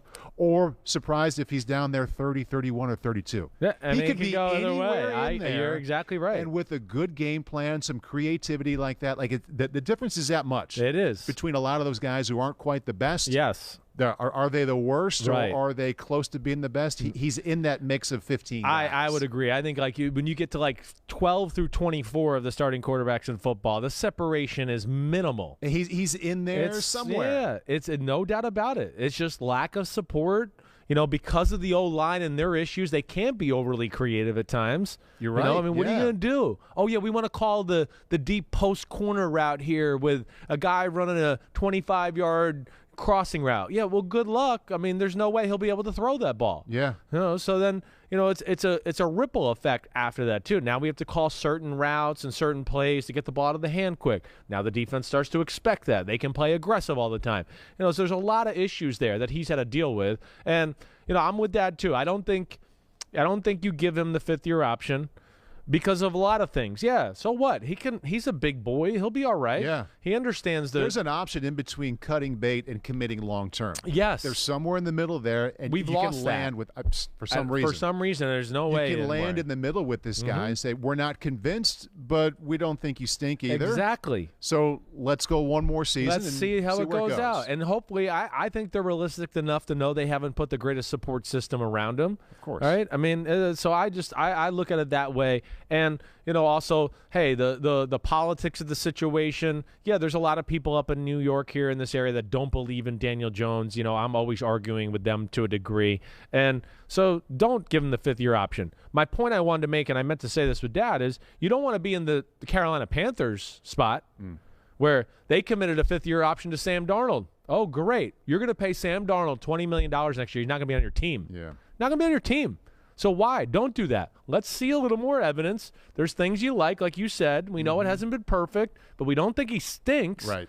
So let's see where it goes from there, and then we can sign him to a long-term deal. And with not doing the fifth-year option, too, we back off the fan base a little bit to show, like, hey, we're not stupid. We're not just committing to him just to say he's a top 10 pick and we're trying to prove we're not wrong. Right. We're going to see how this goes. He seems like the kind of guy who would be aware of that. I think he is. Kind of knows where the production has doubt. been, where he is, and Yes. he'd probably just go out and perform and not get too caught up in any political side of a fifth-year option. I think that's why they drafted him. He's got a little of that Eli, Tom Brady. Just he go can out there and cancel play. out all the noise that's going on around him in that situation.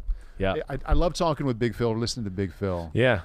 1A there on the favorite is the Reed, the Under Armour Reed. You know it. And I have seen your shoes today. Oh, you like my shoes? My Yeah. Steph Curry's, baby. They got those cookies on right here. Woo! And they match the sign. Look at that stuff right there. Very but nice. yeah, Chris Simms presented by Under Armour. We are supported by Under Armour. Just like us, Under Armour wants to give you an edge. That's right. I'm giving you an edge on football stuff today.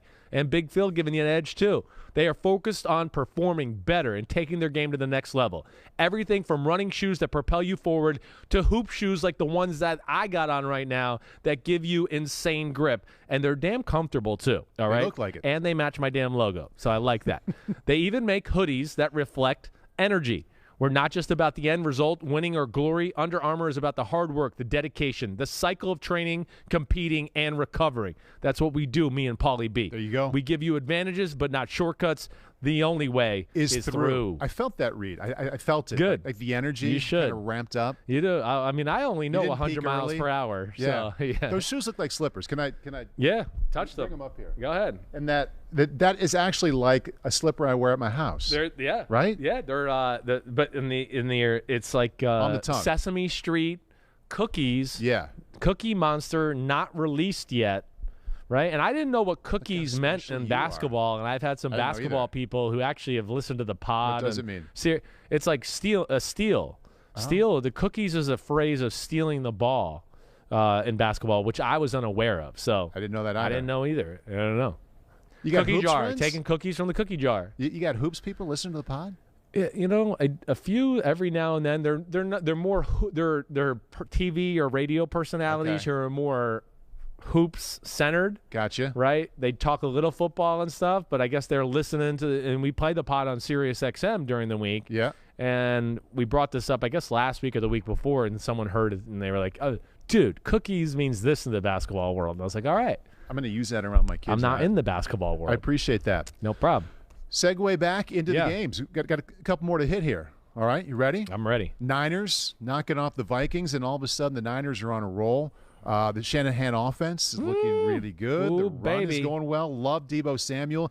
If my kids were still young enough where I was buying them jerseys of my favorite players and making them wear them, I would buy them the Deebo Samuel. I'm with you. Outstanding. Right? Yes. Maybe the number one weapon in football right now. Just as a guy who likes to watch football, how could you not like what he's doing? Exactly right. Just do it all. Awesome. Hey, whatever the team needs, you do it. Yeah, Run right? over the middle, get killed, block in the running game, play running back, play receiver, whatever. He's a weapon. The entire thing. I think he's the most important non-quarterback in football right now. There you go. That's what I would classify him as. And yeah, Shanahan, as much as people want to sometimes crap on Kyle Shanahan and his draft misses, which I understand there's a lot, I could still fight back with some ones that have hit too. That one hit. And Deebo in the second round is hit. Yeah. I mean, definitely one of the 5 best receivers in football right now. Shanahan's on a roll. It's a shame Deebo got hurt a little this week. Yeah. So he's going to probably miss this week. I bet you he misses 2 weeks with a groin injury.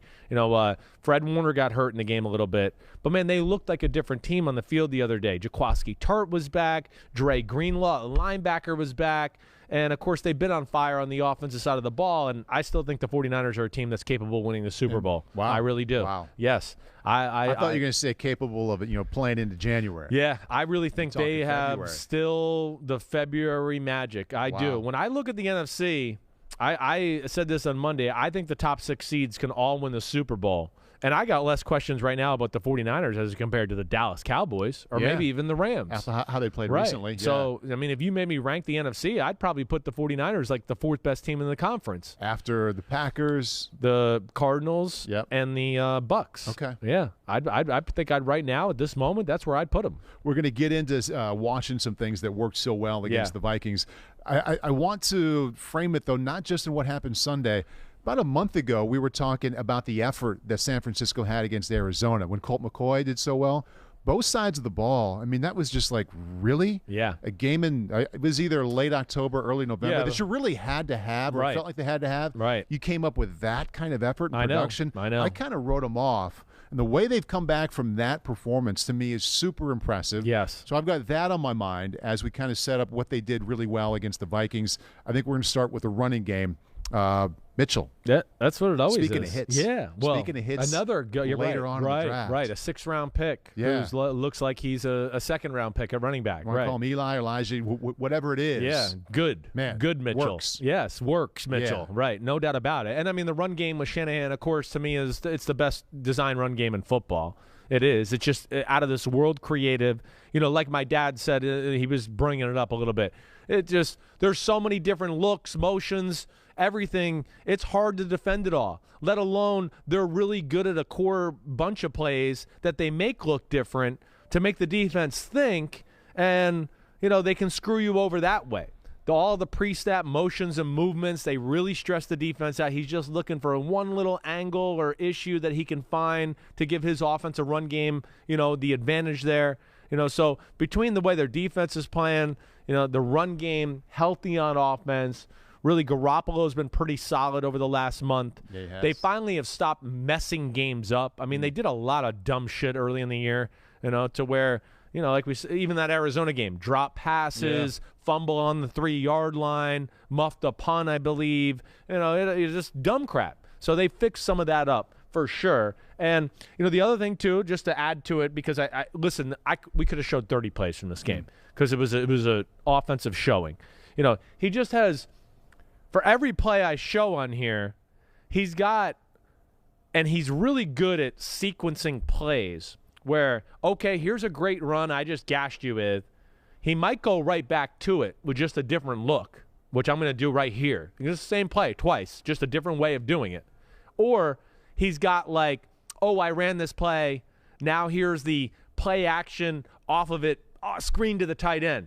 You were all worried about that play I just ran where I gashed you for 15 yards in the run game, and now you got the safety and the linebackers, and they're like, oh, my gosh, here it comes again. Let me get all over it. Oh, he f***ed me with the screen play. That's where he's the master. He's the master. All right, first quarter, 6:20 left. Niners down at this point, 7-0. Second down 4. Yep, 7-0. Jimmy G threw a pick in the middle of the field. Harrison Smith made a great play.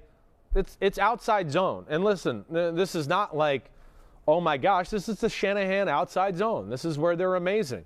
All right, but what I want to show you is just like a little bit of the nuances of why he makes it so good. First off, like I like one of the nuances that I've seen more this year than ever is he has the quarterback reverse out, and they run it on a toss play.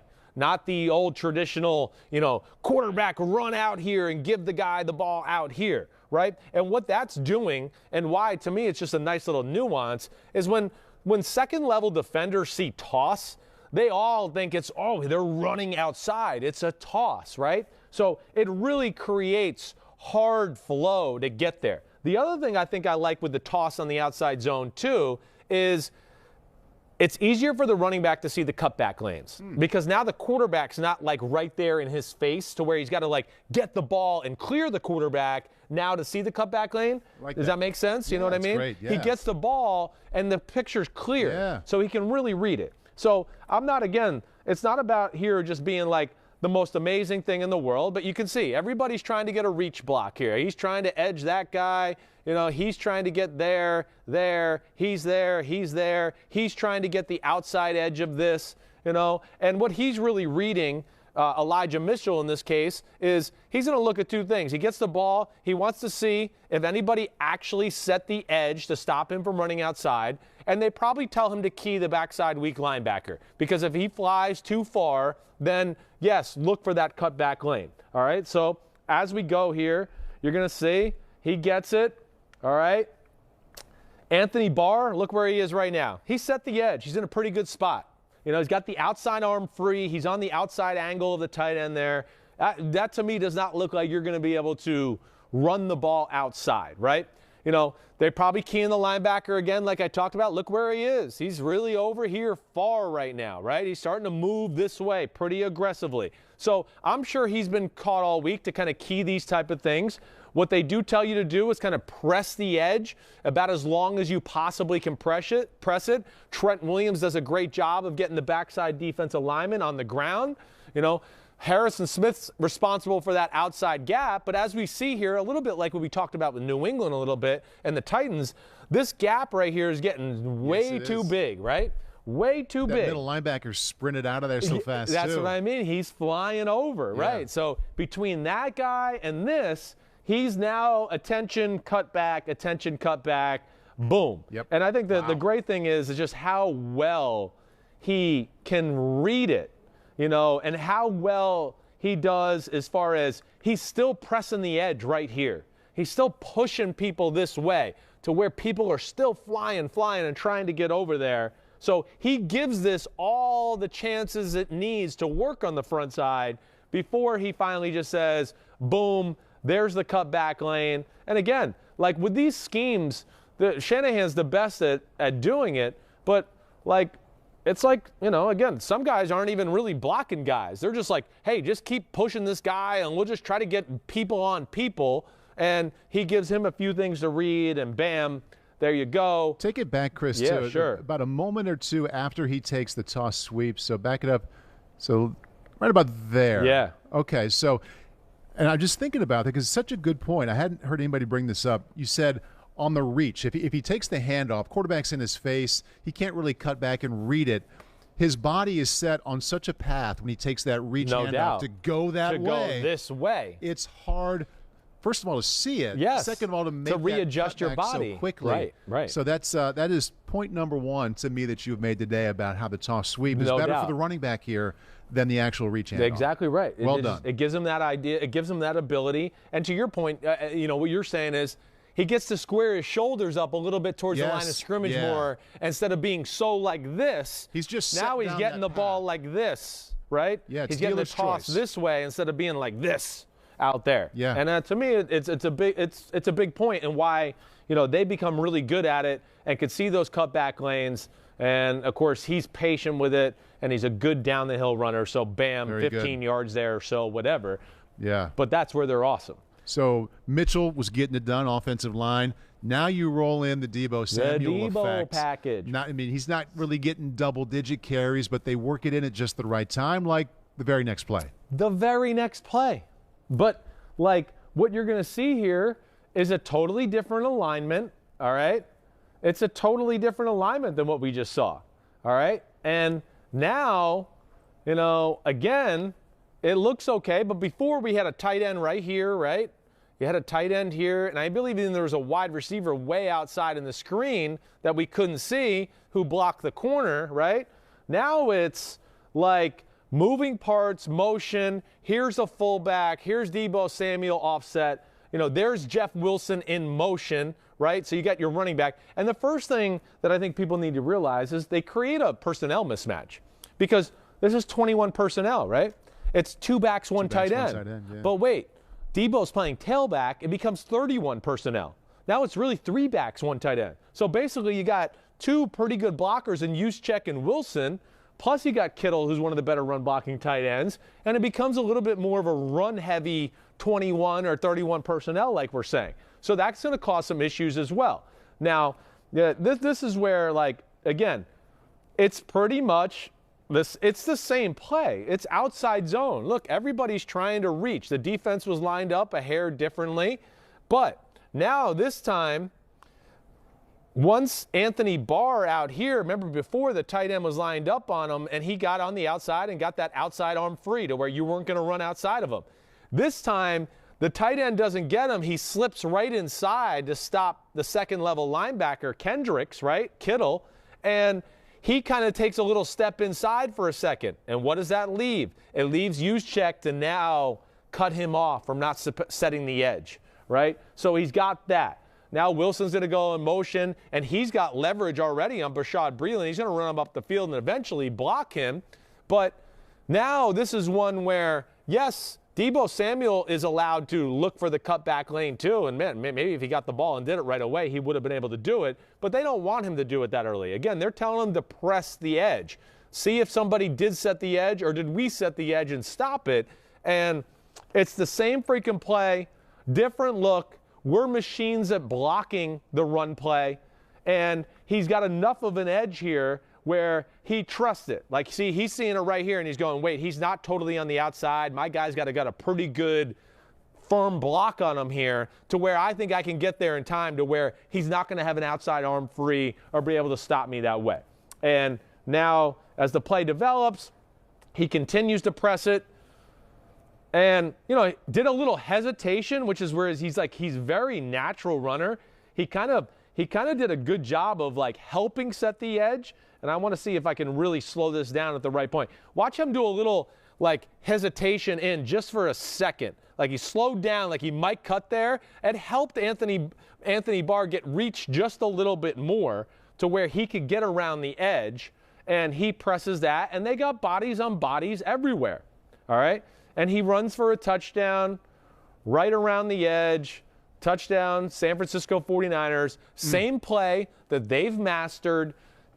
So they're coached up on it, but It gave you a lot of window dressing and some different looks to where you can't react to it quite the same way, and it gave them a little bit of a different advantage to get on the edge. It's a real skill for any play caller to have one play work, and you're thinking there as you're over there with your sheet of a million different things, and you see it work, to be able to get to the call in different formation, different part of the field that is really attacking the exact same way, to dial it up and spit it out is a real play calling talent. No doubt about it. Yes, he's a genius with this stuff. And hey, put this play back up, Pete, because I want to show one more thing here, right?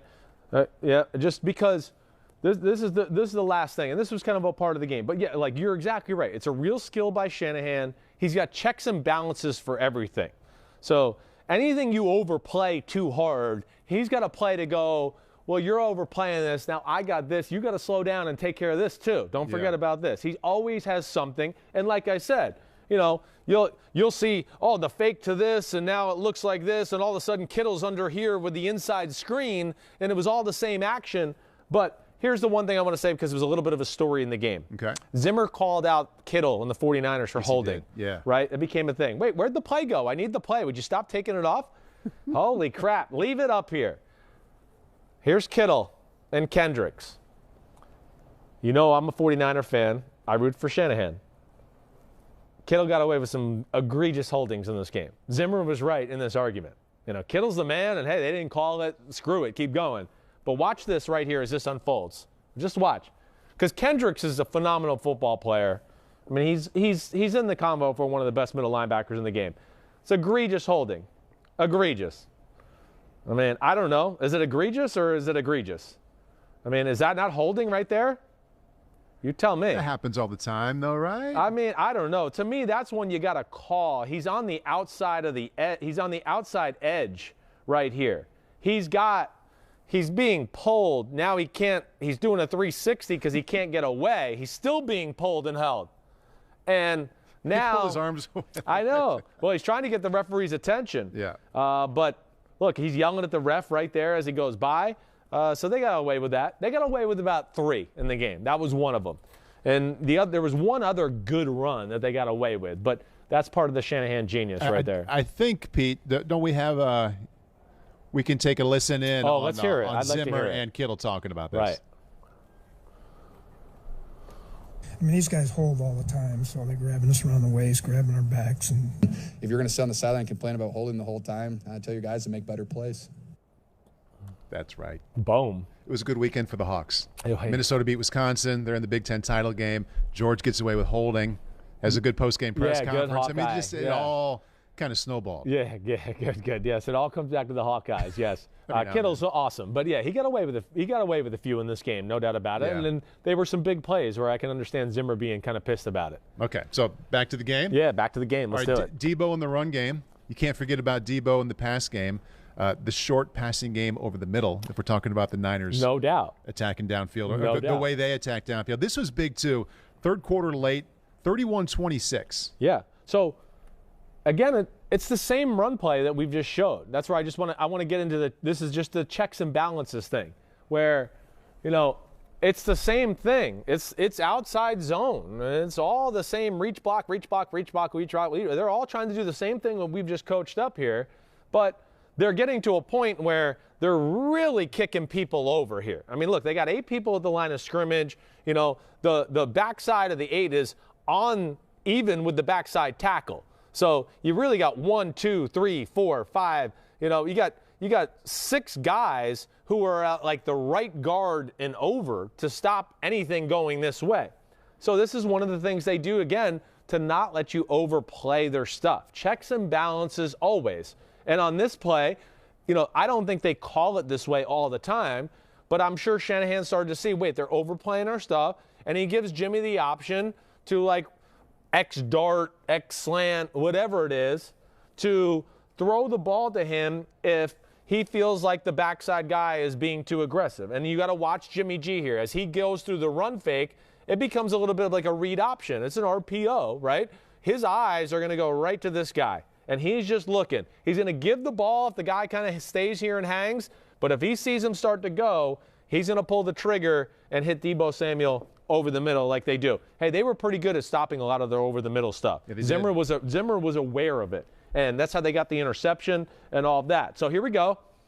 So you could see here, as you go back, you could see, watch Jimmy as he gets the ball. Look at his eyes. You could tell he's looking at the backside guy. But look at 48, right? 48, backside linebacker, just watch him here. Boom. They're way too aggressive. They're leaving a window. He knows he can't block all those people front side. Shanahan's too smart. We're not going to be able to block everybody over here. They got a guy on the edge. They got 1 million guys in here. Like, we're not going to get it done. It's not fair to ask my running back or my offensive line to stop this. Well, 48 went too far. You could see there's a huge passing lane right here. And boom, over the middle. And this is where it gets scary because, again, Harrison Smith is awesome, but how many times have we seen him catch that ball, break a tackle, and then it's off to the races? Yeah. That's where he's special. That's where Shanahan's special. There's always a checks and balances, let alone maybe a creative play off of what he does that you just never feel comfortable as a defense with him. When he's in a groove like this with his run game, watch out. And Garoppolo playing somewhere between just well enough and really well. Right. I liked his response in this game. Started out 3 for 8. Bad pick. Had the bad interaction with Kyle. I think he was 14 of his last 18. Of course, they're throwing it over the middle like that. Yeah. But, I mean, good decisions, good accuracy. Agreed. Most of the time. Agreed. Made some throws under pressure. Yeah. Yeah, he's playing good football lately. Yeah. He really has. If you're saying it's a team that could be playing for the Super Bowl, Yeah. you must be believing in what you're seeing from Jimmy G recently. Exactly right. Well, I think he's one of those guys, again, that just falls into the category you brought up in the last conversation, right? right? 12 through 24, If he's got Somewhere in there. If he's got the right help and he's the been coaches closer to 12 him, than 24 here recently. That's exactly right. Yeah. He's been closer to that. Exactly. And, yeah, he's seeing the field well. The ball's coming out of his hand pretty clean. And the one thing I'll say about him, he's got a quick release, and he's a tough SOB. Yeah, he is. He's not afraid to stand in there and make the throw and take the shot. Of course, that's what led him to get injured a few times, but there is that aspect about him that I really admire. And, man, he's been under a lot of adversity, so let's give him some love for some positive stuff he's certainly doing right now. So to kind of tag this one, you have the Niners right now in the NFC about 4, you said? I think about Fourth-ish? 4. Okay. Yeah. So I know one team ahead of them is the Packers. Yes. The Rams, probably not right now. Not right now, not with the way they're playing, no. But at Lambeau over the weekend, Green Bay and L.A., the Packers win 36-28 in a game that felt like they were in control more than that for a lot of the time. Let's focus on the Rams here and some of the issues they're having. Yep. Let's set it up this way. The first 8 games versus the last 3. I think I made the comment when your pop was on about didn't look like they were breaking a sweat a lot of the time there to start out the season. Right. But the last 3 games here have been a major struggle here for the Rams here, especially, I think, offensively. And I do believe, guys, we don't have the graphic. Okay. The first 8 games were good. The last 3 games that they've lost have been a real struggle. They have. I mean, he's off. They've let games get out of hand a little bit because of their own mistakes. This game, again, strip sack fumble to start it. All right. Touchdown Green Bay. Go for it on 4th and 1 on your own 40-yard line. Field goal Green Bay. So you haven't warmed up and you're down 10-0. Right there. Bam. They've done that for 3 weeks in a row. It's hard to win football games that way. The Monday night game in San Francisco, I mean, they were f***ing shit up left and right. Yeah. Dropping screens, pick 6. Throw a ball up to OBJ on a second down. He stops and breaks out. Stafford just throws it up. They're doing things to hurt themselves, let alone, they're not running the ball as well or as consistent as we've seen in the past from McVay and company. I think they're becoming a little too drop-back pass game happy. I'd like to see them tie some things together a little bit more. Man, in the NFL right now, it's hard to just drop back and pass at every play. There's a lot of good DBs and linebackers and pass rushers that make that hard. So they're hitting some struggles, no doubt about it. Rams defense, I think, has been as much of an issue as the offense. Yeah, it is. And, the Rams defense has gotten better. I would bet the stats would show probably the first 7 games they weren't as good. The last 4 have been better, but it hasn't translated to wins, again, because the offense has really put them in tough spots. But also what I would like to say is they got too much talent to not be a little bit more dominant. I think that's what bothers me. And, hey, the X's and O's, I'm going to show you I want more from that, but I want some more from the Jimmies and the Joes, too. They got to make some plays every now and then. Somebody's got to get a strip sack fumble, get a pick 6, interception. Seeing none of that right now. So it's a Hollywood feature here right now, and it's a box office bust ever since they made some of these moves. And this isn't breaking news at all, but I thought it was on display, at Lambeau over the weekend as much as it has been recently. Aaron Rodgers, I thought he was terrific, outstanding. He really owned third down. At one point, he was 6 out of 9 converting third down for well over 100 yards. They converted a few 4th downs. Yes, he did. Right. The one 4th down, the first one was fantastic. Right. So 9:55 left in the first. Let's pick this up. 3rd down and 2 on the Green Bay 25. Yeah. Listen, they're not an incredibly deep defense. They're not big up front. That's one of their issues. They're built to stop the pass. They're built to offense gets a lead. Now you have to throw a little bit more, and we can fly around and play pass defense and rush the passer and do that. That's what they want to play. They don't have big, tush hogs like my dad was talking about. Awesome. They don't have those guys. That's not what they are, right? So between that, and I'd like to see them have Jalen Ramsey match up versus the top receiver more and let the rest of the defense do other stuff to help them out, because teams are finding ways to avoid Ramsey when they do match him up, and they're a little too simple with their approach. I think that's what bothers me, a little bit in this conversation as well. Okay, and this is a, 3rd and 2 on their own. What are they on? The 25 here, right? And right off the bat, I just want to go, listen, I didn't even have to see this play. I knew they were going to get the first down as soon as I saw the Rams line up. Because Devontae Adams is on Troy Reader. And it's a zone defense, but they're going to break it down to where it's going to be a one match. Yeah, linebacker, Troy Reader.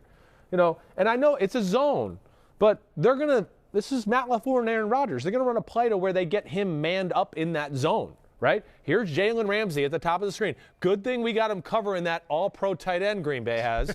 Oh, right. That's right. They don't have one. So that bothers me. I don't want to see this. I want to see him on him, and then you do crazy shit with the rest of these guys, okay? How is he not somewhere over there? I don't know. And they started to do it more as the game went on, and they have been doing more of it the last few weeks. So I don't want to totally crap on it, all right? And they did stop rushing 5 so much all the time. Now, 3rd and 2, though, this is my pet peeve. 3rd and 2, we're going to rush 5. Why? They have to get a 3-yard pass to get the first down. You're taking one guy away to stop some short bullshit fucking route in here. So stop doing that. And as the game went on, they stopped doing that too. I mean, Aaron Rodgers with a 5-man rush, he's going to carve it up with all day best long. Receiver on a linebacker. On a linebacker. Yeah. So this is, again, I'm just trying to show this is just a play that's a little bit of synopsis of them right now. All right? But here you go. This is as simple as it gets. They don't need to do anything. It's go, it's stick route out, right? But they don't need to do anything else. They know they got the matchup they want. This guy's going to have to press out here. Adams does a good job of just kind of pushing him inside, and then he's going to break out, and it basically, becomes easy. Like, what? Handoff. What? Handoff, right. You might as well let Aaron Rodgers just say, hold on, guys, stop. Let me run over here and just give him the ball. Yeah. You're exactly right. Handoff. So, boom. Oh, great. 3rd and 2, that became a 17-yard gain, too. Right. Thank you. So, that to me is just not acceptable with I respect Raheem Morris and think he's awesome, and they got too much talent on defense to let that happen. Okay, so they did a lot of the underneath stuff. Aaron had good decisions, knew where to go with it, of course. He also hit Devontae Adams deep at least once. Yeah, Randall Cobb and Devontae Adams, they had 2 big throws. That was really the big throws of the game. I think we have one coming up here. 2nd quarter, under 6 minutes left. Another 3rd down and 2. Yep. And I believe this is the time that they go deep down the left side. And I don't really know what – I know what happened, but I don't know what happened. See, and I wish we could have showed all this, and I should have told Pete. This is my fault. The tight end over here, see this tight end right here? Yep. He started over here. And Taylor Rapp, who was right here, okay, so he was matched up with this tight end over here, all right? The tight end goes all the way out, and Taylor Rapp then comes over and bumps everybody. He tells this guy, I don't know why, Ramsey was on Adams at the start of this play. But for some reason, the call or the adjustment, they decided now to, you play Randall Cobb, Dayon, I'm not sure if I'm saying his name quite correctly, and Jalen Ramsey ends up on the tight end. It's 3rd and 2 again. 3rd and 2. I don't know. They are winning the formation game there. I didn't like the adjustment. And I don't know if they messed up the adjustment or if this was a coached adjustment. But I wish I would have had the motion there. But originally it was this guy on Cobb and Ramsey was on Devontae Adams. For some reason, when the tight end came in cross in motion, this guy told that they all bumped out for some reason. So now it went to, wait, I'll take the inside guy, you take Adams, and you take the tight end. What a waste of a $20 million corner. They should not be able to. It's best case scenario for Green Bay that by switching and changing formations and motions, they can tell Jalen Ramsey where to line up. But if you're the Rams, you should not allow that to happen. That should not allow that to happen. Exactly right. No, that's where I got mad a minute ago. I just want to go, let him play him, and you figure out crazy shit to do with the rest of these guys. Man. That's what we got to start doing with the Rams. All right? I want to see Jalen Ramsey get in the face. He's the best when he's a jam, man-to-man corner. He's great at jamming receivers in the line of scrimmage. He did it a few times in this game, and I went, the play's over. That guy's not open. He jammed him with the line of scrimmage. It's over. Let him start doing it. Yeah, he'll get burned once in a while. So what? Make people start to earn it. This is not making earn anything. They, must have been aware of this to now where he is over here going to guard a tight end on a hitch route, and Devontae Adams is going to run a go route down the sidelines against a guy that's not in his class to be covering him. And you could see, he starts to realize it, Jalen Ramsey starts to realize it as he goes down the field, right? But, yeah, I don't understand that man-to-man adjustment. I don't. To me, it should be like Taylor Rapp should be out here on them, or Dayon should be out here. Were we matching them up because of size purposes?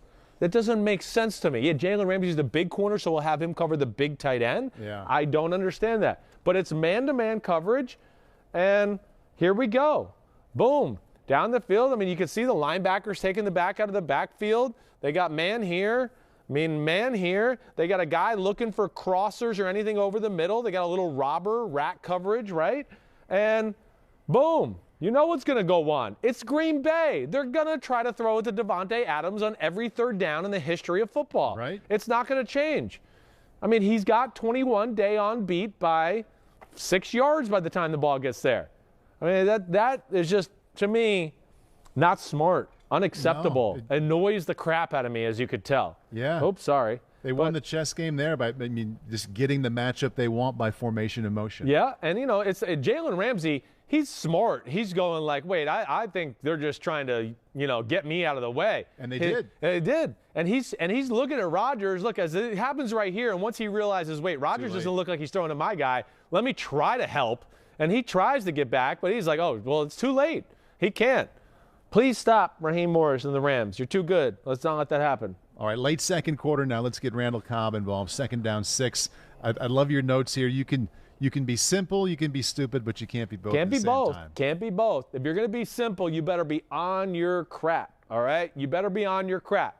There's no point in being simple if we're going to mess it up. Right. There's just no, but then be creative and mess it up. Maybe you'll at least make the quarterback and offense think a little bit, all right? Now, you've heard me talk about this. It's a bunch formation, right?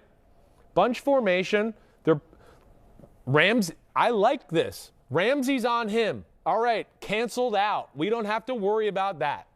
I'm great. Look, it's all him, inside leverage. He ain't going to let you run a slant or anything inside breaking.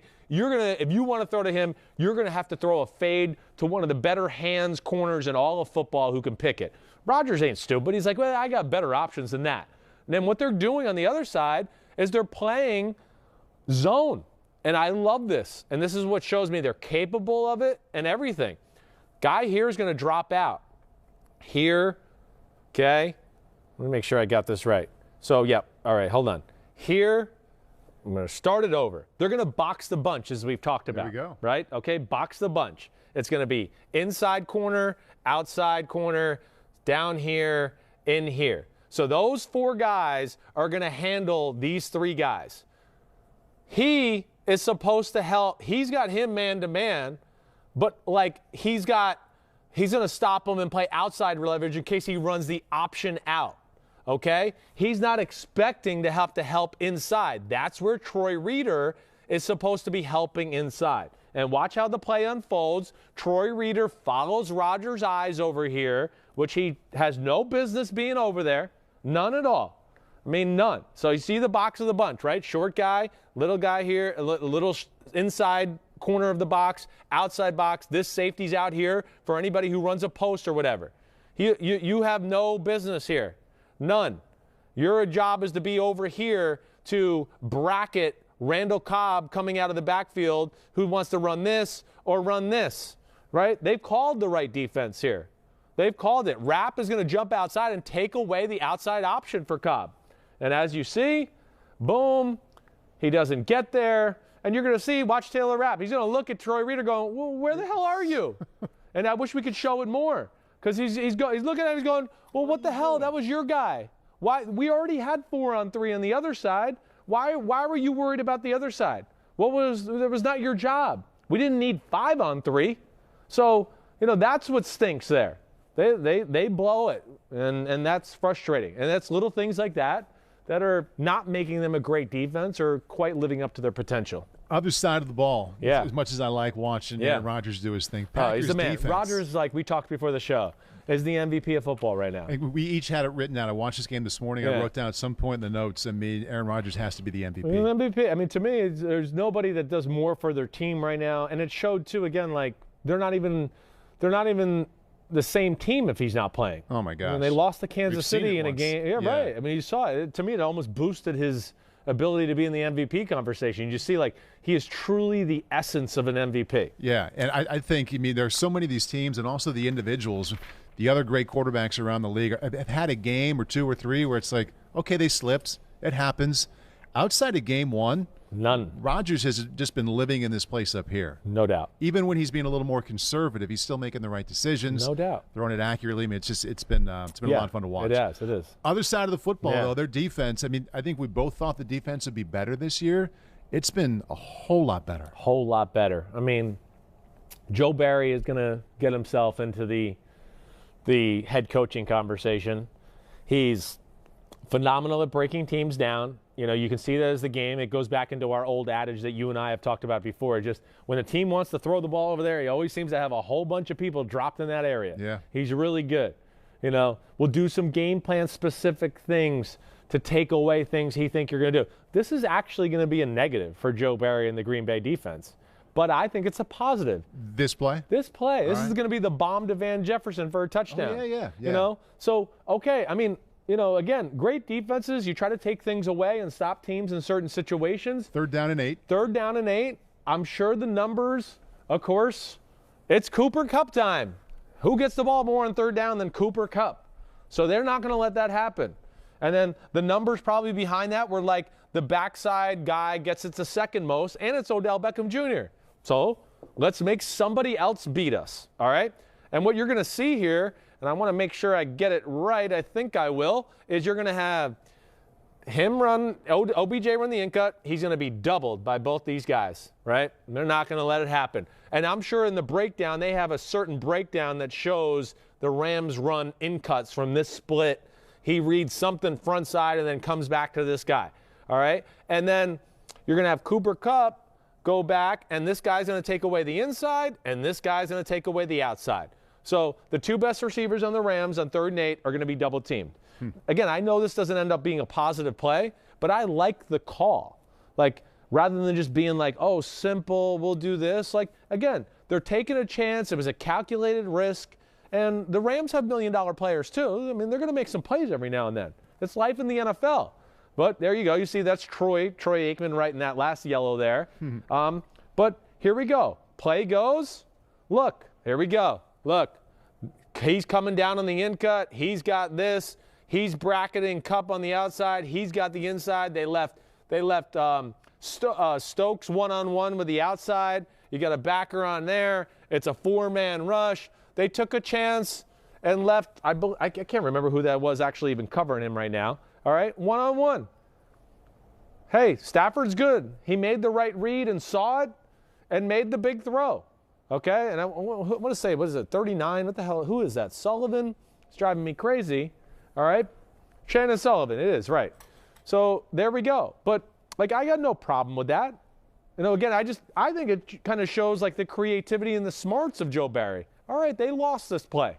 So what? But it shows you how they're being coached and kind of cool right now, and we're giving the Rams a little love on this side of the ball, too, because it shows you they are explosive. Right. They answered them blow for a little while. They just put themselves in a hole, and then they dropped a punt later in the game, and he threw a pick six, and they put themselves back in another hole, and that was the game. But Green Bay's defense, like, not super talented, really well coached, got a lot of good players. They know what they're doing, and they're outside-the-box defensive coordinator who can think and take things away. You mentioned, as we were kind of getting ready to watch the defense here, that it feels like a lot of times they know what's coming. Yes, and right. I think this next play is an example. It's going to be a Stafford incompletion, but it's 27-17, halfway through the third quarter, and it looks like Green Bay knows what they're going to do. They 100% know what they're going to do. Again, this is kind of a West Coast staple, this play in general, all right? And I'm just going to watch it once just to make sure I reassure myself and get it here, all right? So here we go. This is a West Coast staple. It's 382 Y-stick lookie, all right? That's the play. Go route, really not even in the play. Go route, really not in the play. Stick route, he's going to run stick nod and try to, they're going to try to double move you if he gets the right look to where he gets that and gets it up the seam. And then the lookie route where Cooper Kupp has a two-way go. He really has a three-way go. He can push the guy in and then come out, or he can just go in, or he can even sit if it's the right coverage. Green Bay knows the play's coming. I mean, watch their attention and what they do to Cooper Kupp here. Right here, look at it. Guy inside. He's ready for the outbreaking route in case he goes this way. He's going to break on it. He's not going to let them get that easy completion, right? The guy back here, he played off coverage because he probably knew it was going to be a go route. You know, again, look, he's here, he's over that. They got a safety over here for the guy coming up the seam. I mean, they had a good feel of what to expect here. And he wants to, Stafford, go to the lookie because he's been taught with this type of coverage and everything. This is who I go to. McVay taught me to go it when they play this type of two-deep coverage. I'm supposed to have this route. In fact, we're not supposed to ever be wrong because he's going to make me right no matter what. And as you see, he's not going to be right. There's a guy inside, and you see Adrian Amos out here. He was ready for the outbreaking part of that route, and they weren't going to, again, another big pass play in an obvious passing situation when they were like, we're unlike what you didn't do to us and Devontae Adams on third downs. Right. We're not going to go down letting you just throw to your favorite guy all game long. Right. And that's what good teams do. One of the reasons they can do that, where they win in the back end, they only rush 4. They only rush 4. They get 5 out, and they have 7 to guard the 5. 100%. And they have 1 who's just in the middle. You can't see him here, but he's playing center field. Exactly right. So you basically have then, so you've got 7 on 5. You can remove the 1, say he's center fielder. Then you have 6 on 5. Right. Which also works pretty well. No doubt about it. It works great. And they had this guy kind of doubled too. He was eyeing him down. They got a couple guys right. doubled, I mean, yeah. So he was on the inside. If he did turn up, he was ready for it. And now you got these 2 guys on that guy. And again, that's why Joe Barry and Green Bay are one of the top defenses in football right now. So that was second down. Very next play. I got next set play. up. Very next play. Let's watch 3rd and 10. And I gotta watch this just to make sure I got all my crap right here. I mean, this is unbelievable here. All right. They are literally waiting for people here. All right. The only thing Stafford might have had on this play, and I wish I would have got to see a little bit more of this. This is a tough angle. He maybe could have just thrown the out route. Everything else is like perfection as far as how they cover everything downfield. All right. I mean, first off, you could see right here, they got 3 on 2. He's ready for anything breaking out. Doesn't matter who it is. If it's that guy, whatever. He's ready for anything inside. And then another guy here just to help as a body presence. So they got that, let alone there's another guy back here. So they got it all locked down. And just watch how, again, I mean, look at Higbee. He thinks he's going to be running free. This guy goes, wait, stop. That's not my job anymore. He's going to stop and get him. Oh, wait, here comes Henderson. Oh, wait, this is my area. Like, they know how to pass people off in a zone. Is this kind of like a matchup zone? It's a matchup zone. Exactly right. But they're not going to leave their zone. Right. Once you leave my zone, I'm not responsible for you anymore. And they're all over it. And I wish we could see a little bit better angle. But, like, these 2 receivers who he's looking at over here, I mean, there's nothing. That's who he's originally looking for. But it's basically like 4 on 2. He knows he's got nothing there that he can go to. And it's the same look in the sense that they rush 4, they get 5 out, and it's R7 against year 5. Yes. And of course, if I'm on the Green Bay side, we'll take that. 100%. A smart matchup zone, and we have 2 more guys than you have out. 100%. That's exactly it, right? So I wish I had I kept track all year at this point of all the best defensive plays we've seen. How often it's some version of a 4-man rush with a zone in the back end. I would think they're all going to be that. Of course, it is. It is. And that's what the good defenses are doing right now. Like we've talked about, they find ways to make it look like a blitz, but it's still 4 guys because 2 guys drop out. And that's where Green Bay is absolutely killing it right now. And they're really well coached. They've got a good D-line. It's not great. Rashawn Gary's kicking butt, as I talk about every week. He is. And their secondary's got some talent. And if they get Jair Alexander back, watch out, because they'll be more of a pain in the ass. I think we also have a pick 6 for the exclamation point. Oh, yeah, here. a little pick 6 here. A little 3rd down and 7, late 3rd quarter. Yeah, and, this is Stafford being off, and I don't know if he's necessarily making the right read here either. It's a little bit of everything. Pocket's good. I would think, again, this is where I think it's a little off. Like, with that body language, he's coming out to here. I don't know. Maybe could have thrown the ball out there. It doesn't look as clean right here from this look. If you saw the sideline angle, right, it might be there. You know, either way, what I also don't like is just the way the coverage is, you know. Okay, if you don't love this, look at OBJ coming back in. You got a guy right here in front of your face, wide open, not covered, right? And to make this throw around a guy, semi-sidearm, this guy's kind of driving on it. Cooper Kupp kind of screws him over and doesn't cross his face. He kind of slows down as the ball comes, right? So it's a little on everybody. And, yeah, I don't think, you know, this really shows it. Like, you know, to me, I think he was open just watching on coach's film. But if not, don't worry. And don't make Cooper Kupp always your little favorite guy to go to. You know, go here. This would have got the first down. That would have. Would have easily got it. Either way, it's pick 6.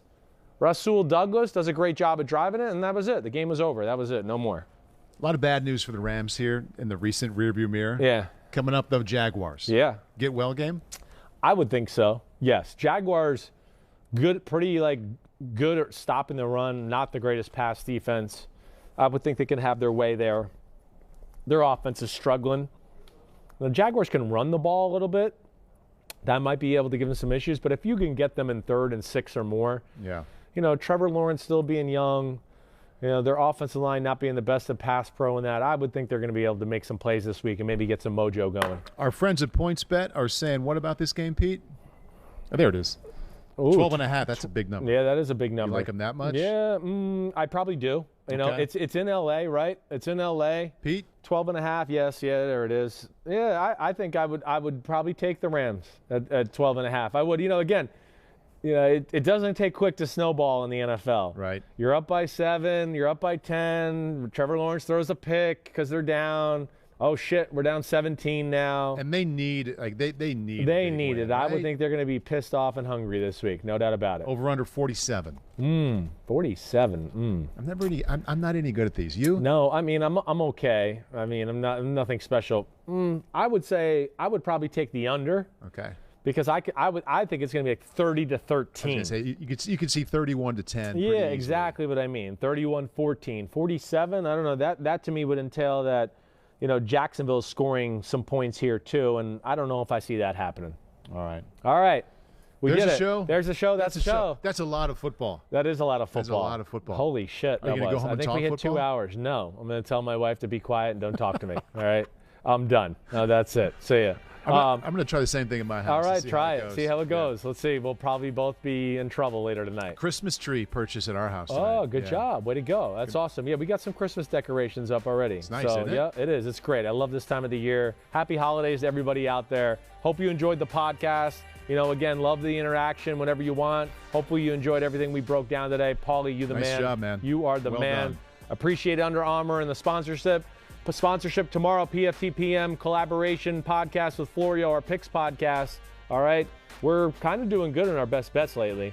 So are you? Yeah, we are. Turning it around. Last time I said that I screwed myself over and lost every game from that point on. Hexed yourself. We're kind of got it going. So peace out. Everybody have a good week. Check us out on Thursday with Florio. Paulie, you the man. See ya. See you next week.